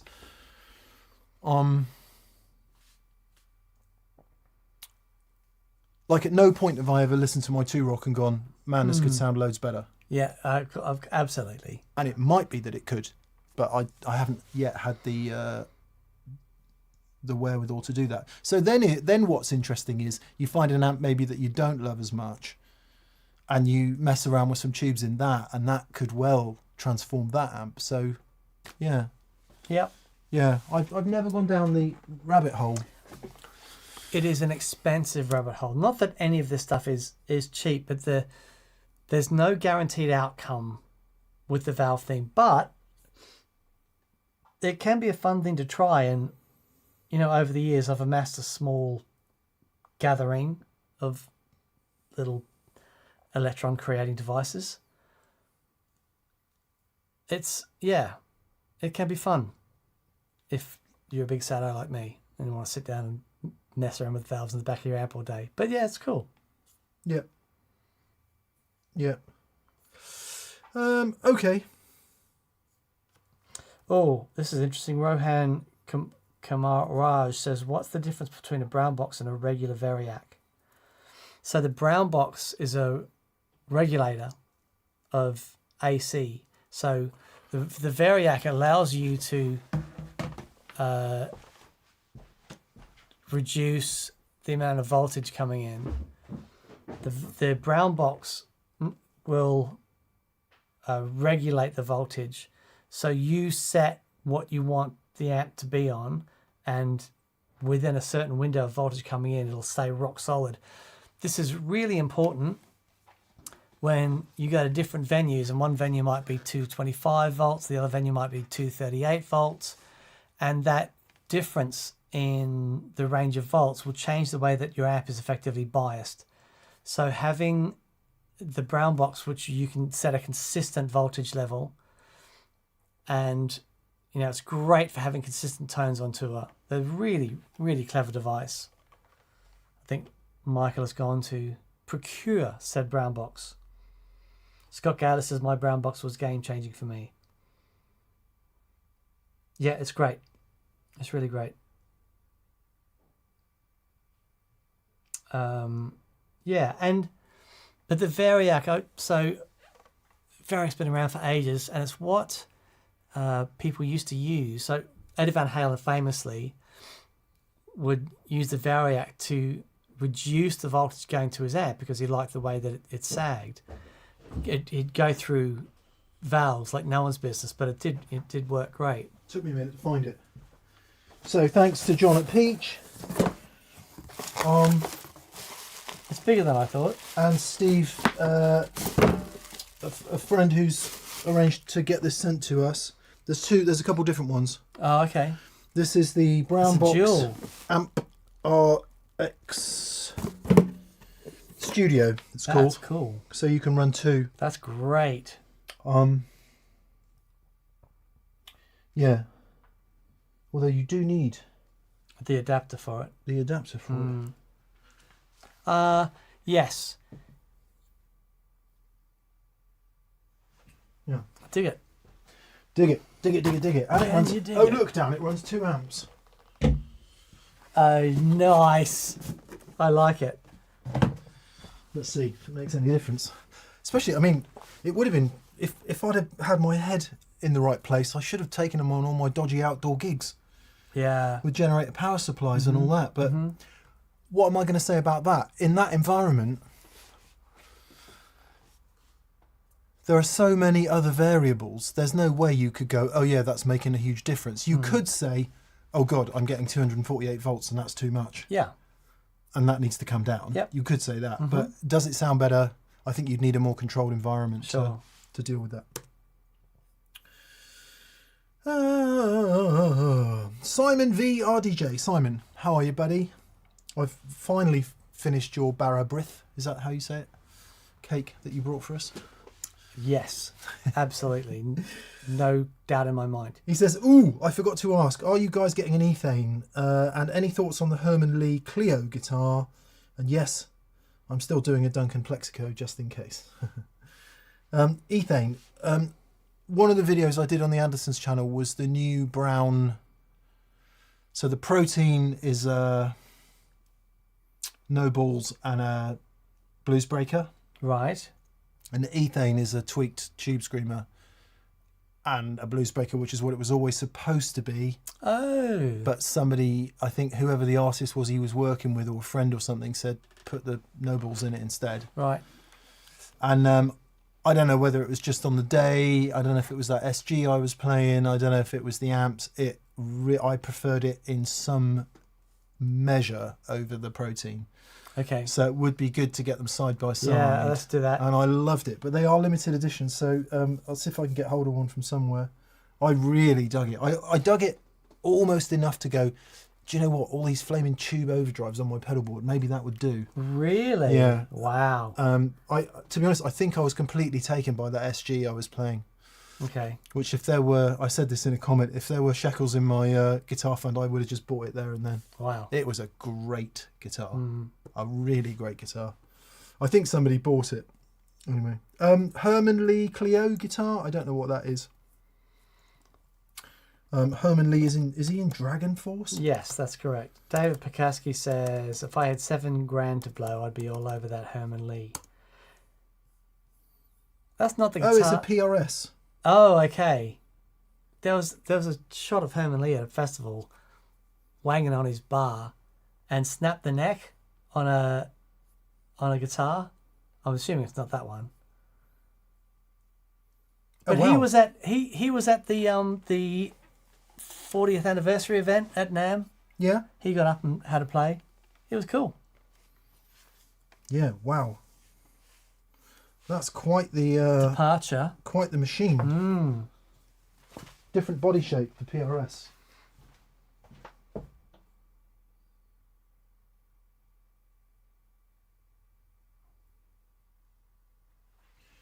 I mean, well, hopefully we're all friends. Insert grumpy comments from Mick here.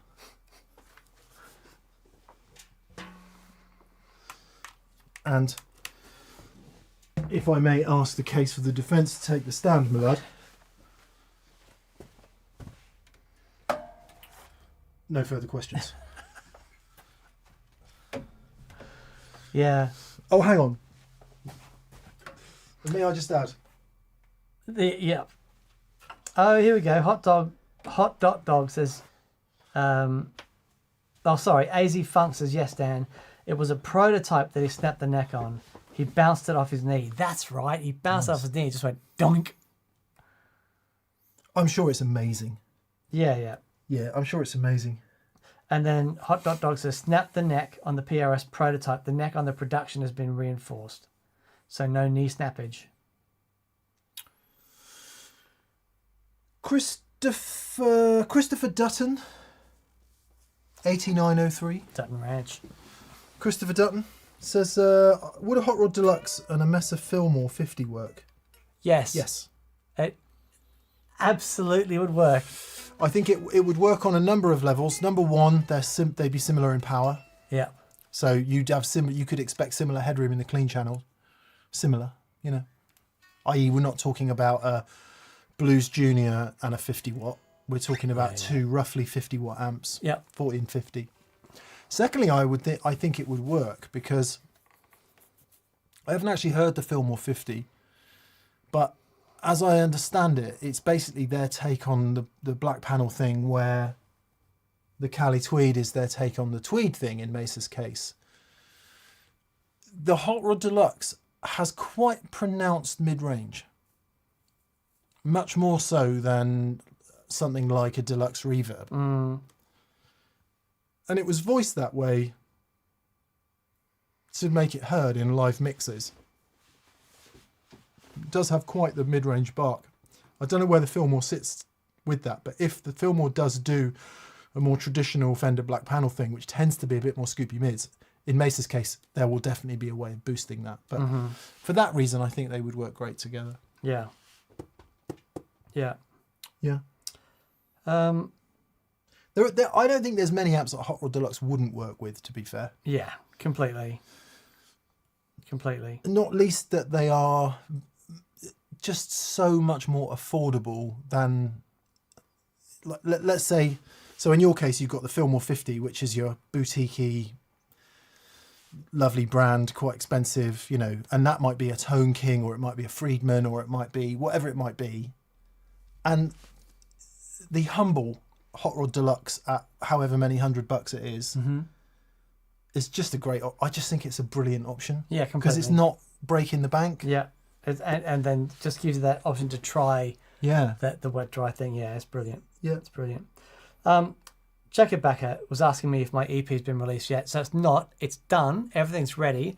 I'm actually getting some quotes to get them made, and because I'm going to print some CDs, I'm going to just do a physical copy yet, then get it out there. I mean, I got no idea what I'm doing, but just I'm going to get some made. There's many companies that will guide you through that whole process. Okay. I think that's great, mate. We could make them available on that Pedal Show store if you want. That would be brilliant. We need to talk about margin, but... Yeah. So we're going to Doug. Yeah, we should sell them on that Pedal Show store. That would be brilliant. Yeah, yeah. Philip Zielka. Philip Zielke, or Zielka, and Philip, I'm really sorry if I've said that wrong. Says, has there ever been a piece of gear you thought you would never like, but now love? I never thought I would be a telly guy, but it's one of my favourite guitars now. That's a great question.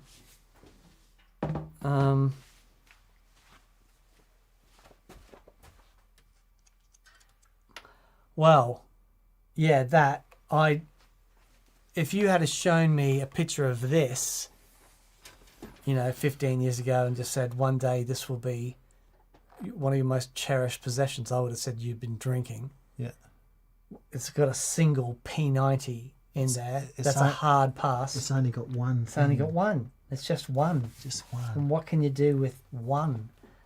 But this is the most astonishing guitar, and it surprised me so much, this guitar. It's mad. We had it hammering through a 100-watt Marshall on Friday, and it was Friday, and it was really, really spectacular. This, for me, I never liked Les Pauls. I mean, I loved them as icons, obviously, and loved them in form, and I understood their importance in the world of guitar. No doubting that at all, but I just could never play them and didn't really understand how anyone could. And then, by the power of Grayskull, Mick has the power, went through this weird privileged existence of playing quite a few bursts and then a whole ton of R8s and R9s, custom shop ones, and I started to see that it was a different thing than what I thought the Les Paul was. Right. Then I started to get it. I thought, right, now I get it. Now I understand how people play these. Mm-hmm. And then this one just fell into my lap, and it was like, now I get it. And I love this guitar. Yeah, it's I wonderful. Absolutely love this guitar. What shocked me about that guitar was the clean sound. And just what glorious. 11s? Oh.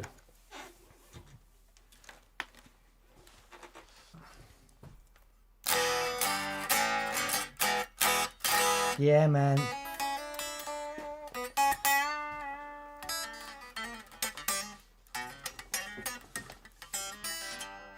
That is actually a Tom Murphy. Not a Murphy Lab, an actual Tom Murphy. And the story goes that my friend Neville went into World Guitars in Stonehouse and said, what's the best guitar in the shop? And they all said that one. So Nev bought it and liked it, but I guess didn't bond with it for whatever reason, and I managed to do a deal with him.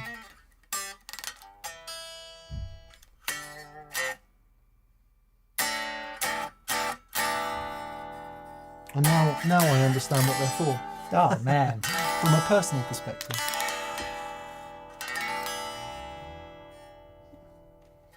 That is killer. It's a great guitar. Mm. It's a great guitar. Oh, well done, And just to say that really dyed-in-the-wool Les Paul people tend to prefer them a bit fatter sounding than that, but that one works for me. This is Mick trying to make me feel better about my Les Paul not being as good as that one. Oh, come on. No. That's the Jimmy This- Page sound. That This is a guitar. great guitar, and I love this guitar. That's the Jimmy Page but that's sound. the best Les Paul. That's been on tour with the Black Crowes, that one.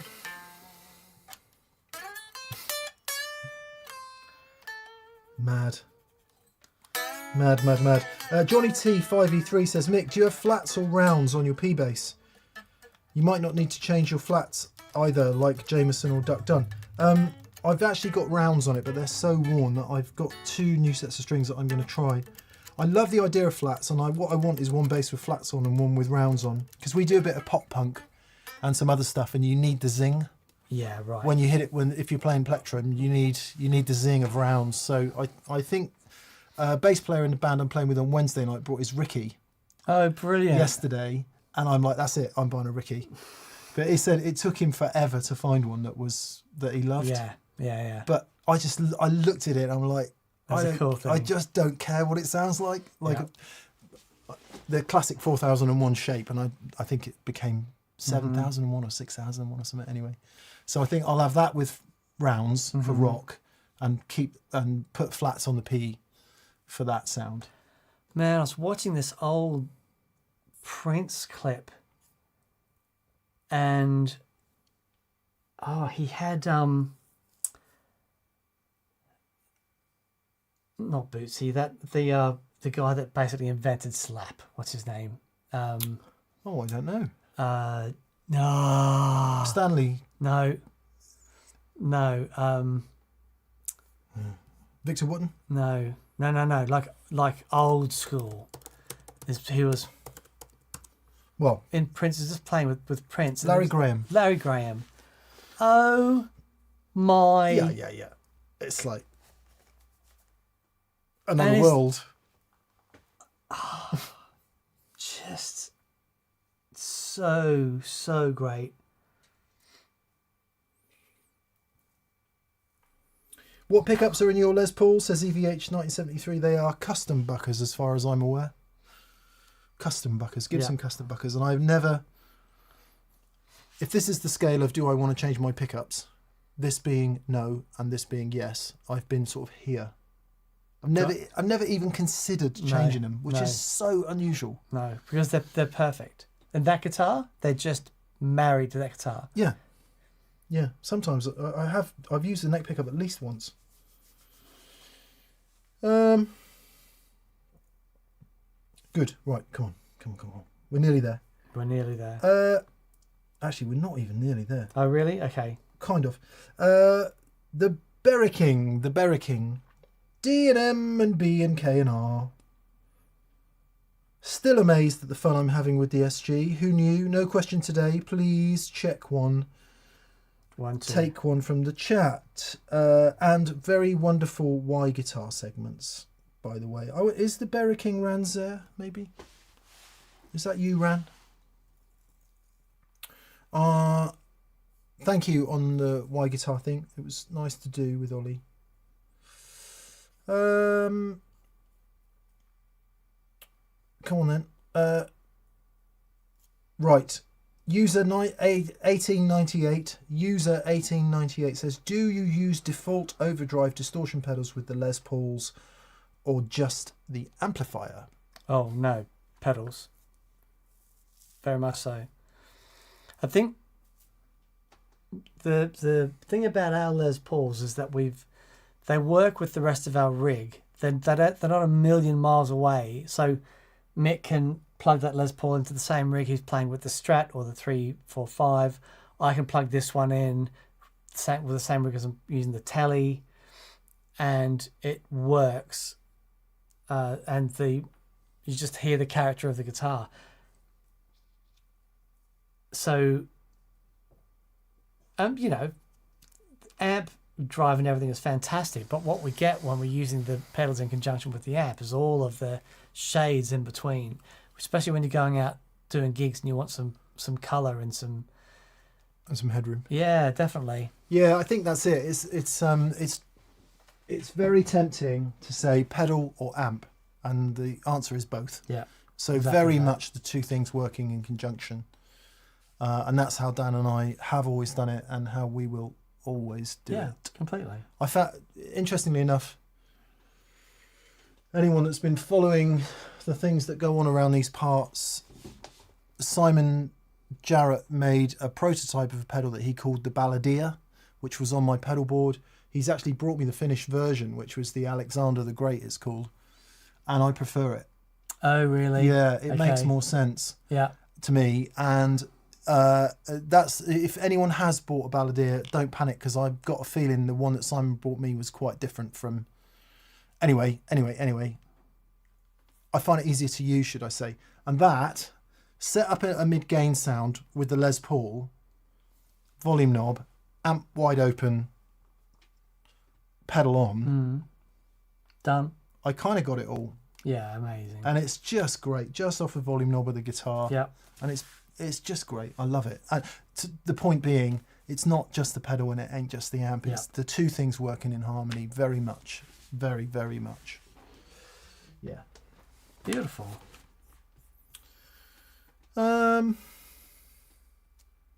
Greetings, says Jimb2577. Jimb2577. Greetings, does size matter? When you say a guitar has a big neck, do you mean a fretboard width or neck depth? Side question, does pedal size matter? That's a more interesting question. Yes, it does. It's funny that, but yeah. So some guitars that we have might have a thick neck here, but a narrower nut. You might have a wider nut and a narrower neck here, and combinations thereof. This guitar's got quite a chunky neck, but it's not overly wide.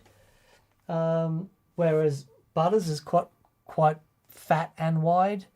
The Junior has got really thin neck.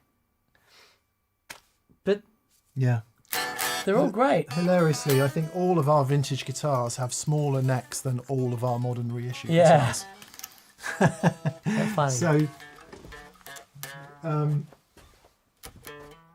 61 Strat, smaller than 70 or custom shop. 65 345, which is a different thing, but that's got a tiny neck.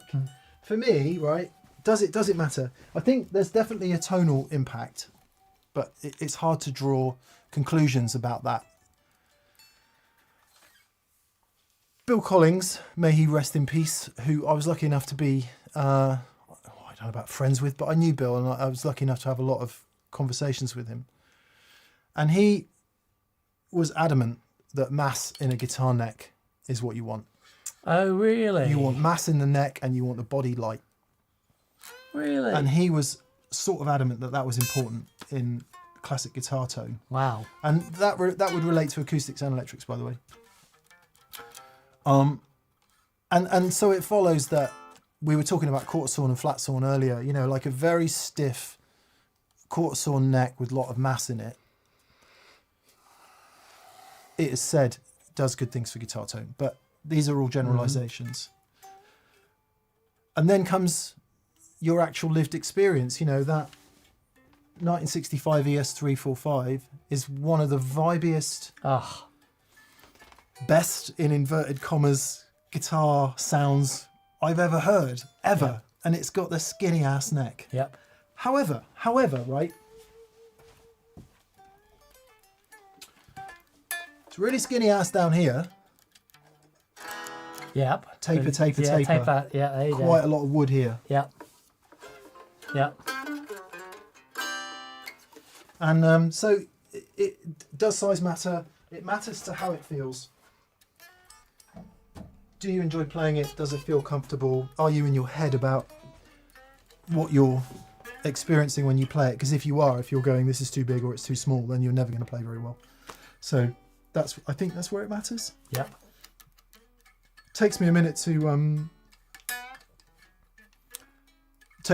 bed into the 345 because all the rest of my guitars have significantly bigger necks. Yeah, okay. So it just takes me a minute, and then when I stop playing that guitar and come on to another guitar, I've got to kind of readjust, as it were. String spacing, I think, is the thing for me. Right. So we've got a Rickenbacker on loan from Mark Kember, which Mark, I must get it back to you. Not yet. And actually the nut width I don't think is that much narrower than the 345. Right. But the string spacing is such that I literally can't play it. Wow. So string spacing is really, really, really important. Completely. Yep. Yeah. Yep. Yours, have you got much variance in yours? Yeah, huge. So, the most interesting neck of all of them, I mean, this is chunky. Butters is a massive chunky monkey. This, so 65, and it's almost uniform. It's quite D, isn't it? Yeah. So it's got quite a lot of shoulder. Yes, but it's not. It's only a tiny bit thinner here than it is here. Yeah. I don't know but it's great. It feels like, you know, same here as it does here. Yeah, this is a great guitar.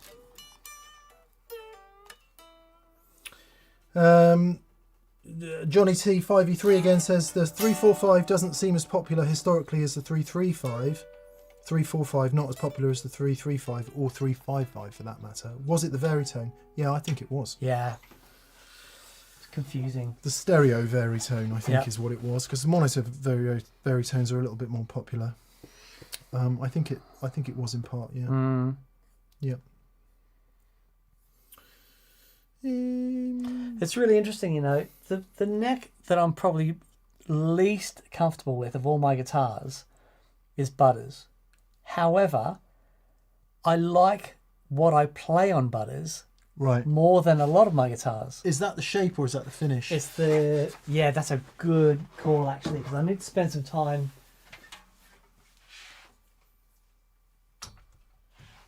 Sort of. Yeah, it could be a bit smoother.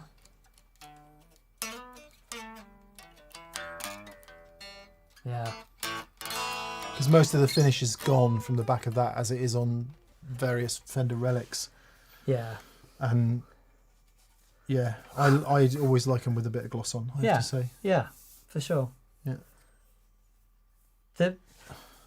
My favourite finish is your 61. Yeah. The finish on that, it feels perfect. Yeah. It feels solid. I would say that's probably had an overspray at some point. Right. Yeah. Yeah. But if you find a well played but not hammered 60s Fender, early 60s Fender, the way that nitro just basically becomes one with the wood, the maple is just, I love it. I love it. It's not this. No, it's nothing like this. that. This is a bugbear with the custom shop, and this is a super expensive guitar, and I love this guitar. But anyone that's ever seen a vintage neck, they never went off like this. Let me see if I can get in here a bit. Go on, you can do it. Go on. Focus. If you put your hand there, it will. Okay. Come on. Just, yeah, go away a bit. There you go. There you go. All right. So check out that finish. You got finish here, nothing. Zip. Yeah, I don't dig that. No. Good. But this is a really beautiful sounding guitar. I found some old Tin Spirits demos where I was just playing on this, and I was like, oh yeah, it's got a great vibe, this guitar. I think we've got 2 super chats to go. Will Young, 93, well, W Young. Hey man, his Who Do You Think You Are was really interesting. Oh, really? Will Young, the pop star. He's directly linked to one of the kings, like James or Bill or Fred the first, you know. Pitt the Younger. Something like that, yeah. Pitt the Glint the Milkman's Eye. Ethelred the Unready. Yeah, one of the kings. One of the Edwards, maybe. Anyway, what amp, says W Young 93, what wet amp would you choose to pair with a 1974X? I've narrowed down choices to a 65 Deluxe Reverb and an AC30, but other suggestions are welcome. 1974X. That's the one with the 4 knobs on the front, 18 watt Marshall. No, it's not. 2061 is the one with the 4 knobs. 1974X is a combo with tremolo and a tube rectifier. Ooh. 18 watts. Okay. Not dissimilar to your Mallard, actually. Okay. Then, AC15 would be fine. You wouldn't necessarily need to go all the way to a 30. I don't know. Depends how loud If you that's play. the dry, yeah, because if that's the dry amp, you want a bit more headroom in the wet. Depends how loud. Depends if you're out gigging with a loud drummer, 30. Yeah. If you're There we go. Matches DC30, got a 15 watt power mode in the back. That's what you want for your wet amp. that's only $5,000. Simon Kingsley's in the chat. Simon Jarrett's in Simon. the chat. Simon, I prefer the Alexander, for what it's worth. The pot tapers make more sense to me. There might be a reason for that. And whatever the mode is on the right, I dig it. And that's what I've been using. So thank you. Yeah, either of those would be great. Deluxe. You might find the Deluxe Reverb actually a bit polite.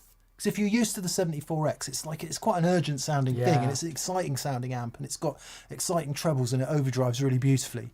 I think you might find the Deluxe Reverb a bit boring until you get it up to, you've got to get a Deluxe Reverb up there for it to be happening. And I think a Princeton is a better shout, personally. I was going to say, is there an amp, a Princeton, like a more powered Princeton 6v6 thing?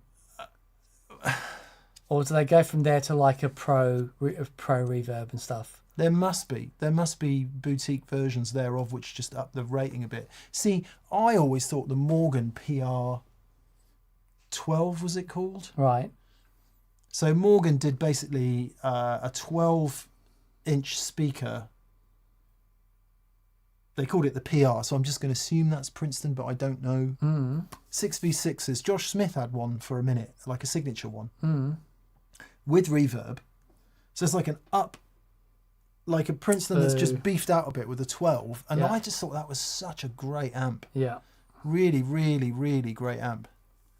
What brand did I say? Morgan. I did say Morgan. Yeah, Morgan. And then there's all the Princetons down the years that have had 12s in from the get-go. Yeah. So that when they do special editions and stuff. I think a Princeton. Yeah. With an uprated speaker. Yeah. Put the far out, man. Find a gold or... Yeah. Or a... Princeton with a 10-inch gold. Princeton with 10-inch gold. There you go. There you go. That's what I'd choose. Done. Lovely reverb too. Really lovely reverb. Stunning. Tegan K, I think is last in today, but I will just check. Tegan K says, I've been absolutely obsessed with the 64 Custom Shop SGs that you guys showcased, the blue one. Yeah, great. I'm going to try one on Friday. Anything to look out for? That's the guitar that I fell in love with at Addison's last week. Not the same one. It's not blue, it's the same colour as yours, okay. but a 64 Custom Shop SG. What's interesting, I discovered from the comments, reading through the comments, I think it might have been David Burke actually, but whoever it was, apparently in that particular era of those guitars, they are the custom buckers that are completely unpotted. Oh, cool. So in the blue one we had, it was just a tiny bit microphonic. Okay, right. The one that I was playing at Anderton's last week was bang on. It was just microphonic enough. Right. If that doesn't sound crazy. Yeah. So you get all that life. And man, the thing about the 64s is, as far as I understand, that's the killer sort of George Harrison spec where they go to the bigger neck again, which some of the necks before that I think were a bit slimmer. So apparently by the time you get to 64 and it's the George Harrison spec one, like yours but with a different bridge, apparently that's it. That's it. Right. I don't know enough about them, but I was playing that guitar. I was like, wow. Yeah. So what to look out for? Stick some gain on. If you use a lot of gain, stick some gain on, get some volume going. Make sure that bridge pickup isn't too microphonic for you. And just, do you like the feel of the neck, I guess? Yeah. Yeah. I just make sure that the 64s, I can't remember, I think by then they've sorted the neck joint out, right? Because I do know there's a 61 reissue that's smooth. I think the 64's got the little edge, and they tend to be a bit solid. And just make sure that, because I find that you can have a guitar that's really solid, but can sometimes be a little bit vibeless. Just make sure that you like it. Make sure you turn it on and it turns you on, and you just like, you dig it. I think if we can, I find this very difficult to control my excitement playing new guitars, but if you can and remain objective, you know if it's a guitar that you like and that you suit. I will say with those 64s, did it have the Maestro Vibrola? It had the one that yours doesn't have. Yes, they are flippin' awesome. I've been trying to see if there's one that would retrofit on mine, but it doesn't. Oh, does it not? No, because they're different holes and everything. They are wonderful. I do what I always do with any vibrato on an SG. Tuck it back out of the way and don't look at it. There's some great footage of Davey Knowles? Davey Knowles G? playing his Davey Knowles Yeah. playing his original 64. Oh, wow. Go and check. If you don't know Davey Knowles, He's a great guitar player. he is unreal. And a not half bad singer too. No, he's wonderful. But like, he's got such a vibe and the sort of rootsy thing about him, but he's the energy and the musicality and what he does is so great. But the clips of him, I first saw of him were playing his Tele. I'm like, oh man. But then you hear him play the SG, it's like, oh man. Yeah, it's really, really great. I really dig him. I've said if he's ever in the UK, please come on the show. Yeah, we should get him on the show. Absolutely. Good. I believe that is us, people. Thank you for being with us.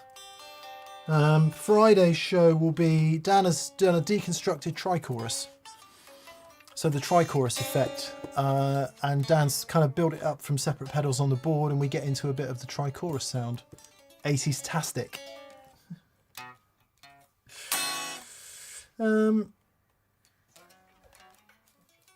Groovy, right.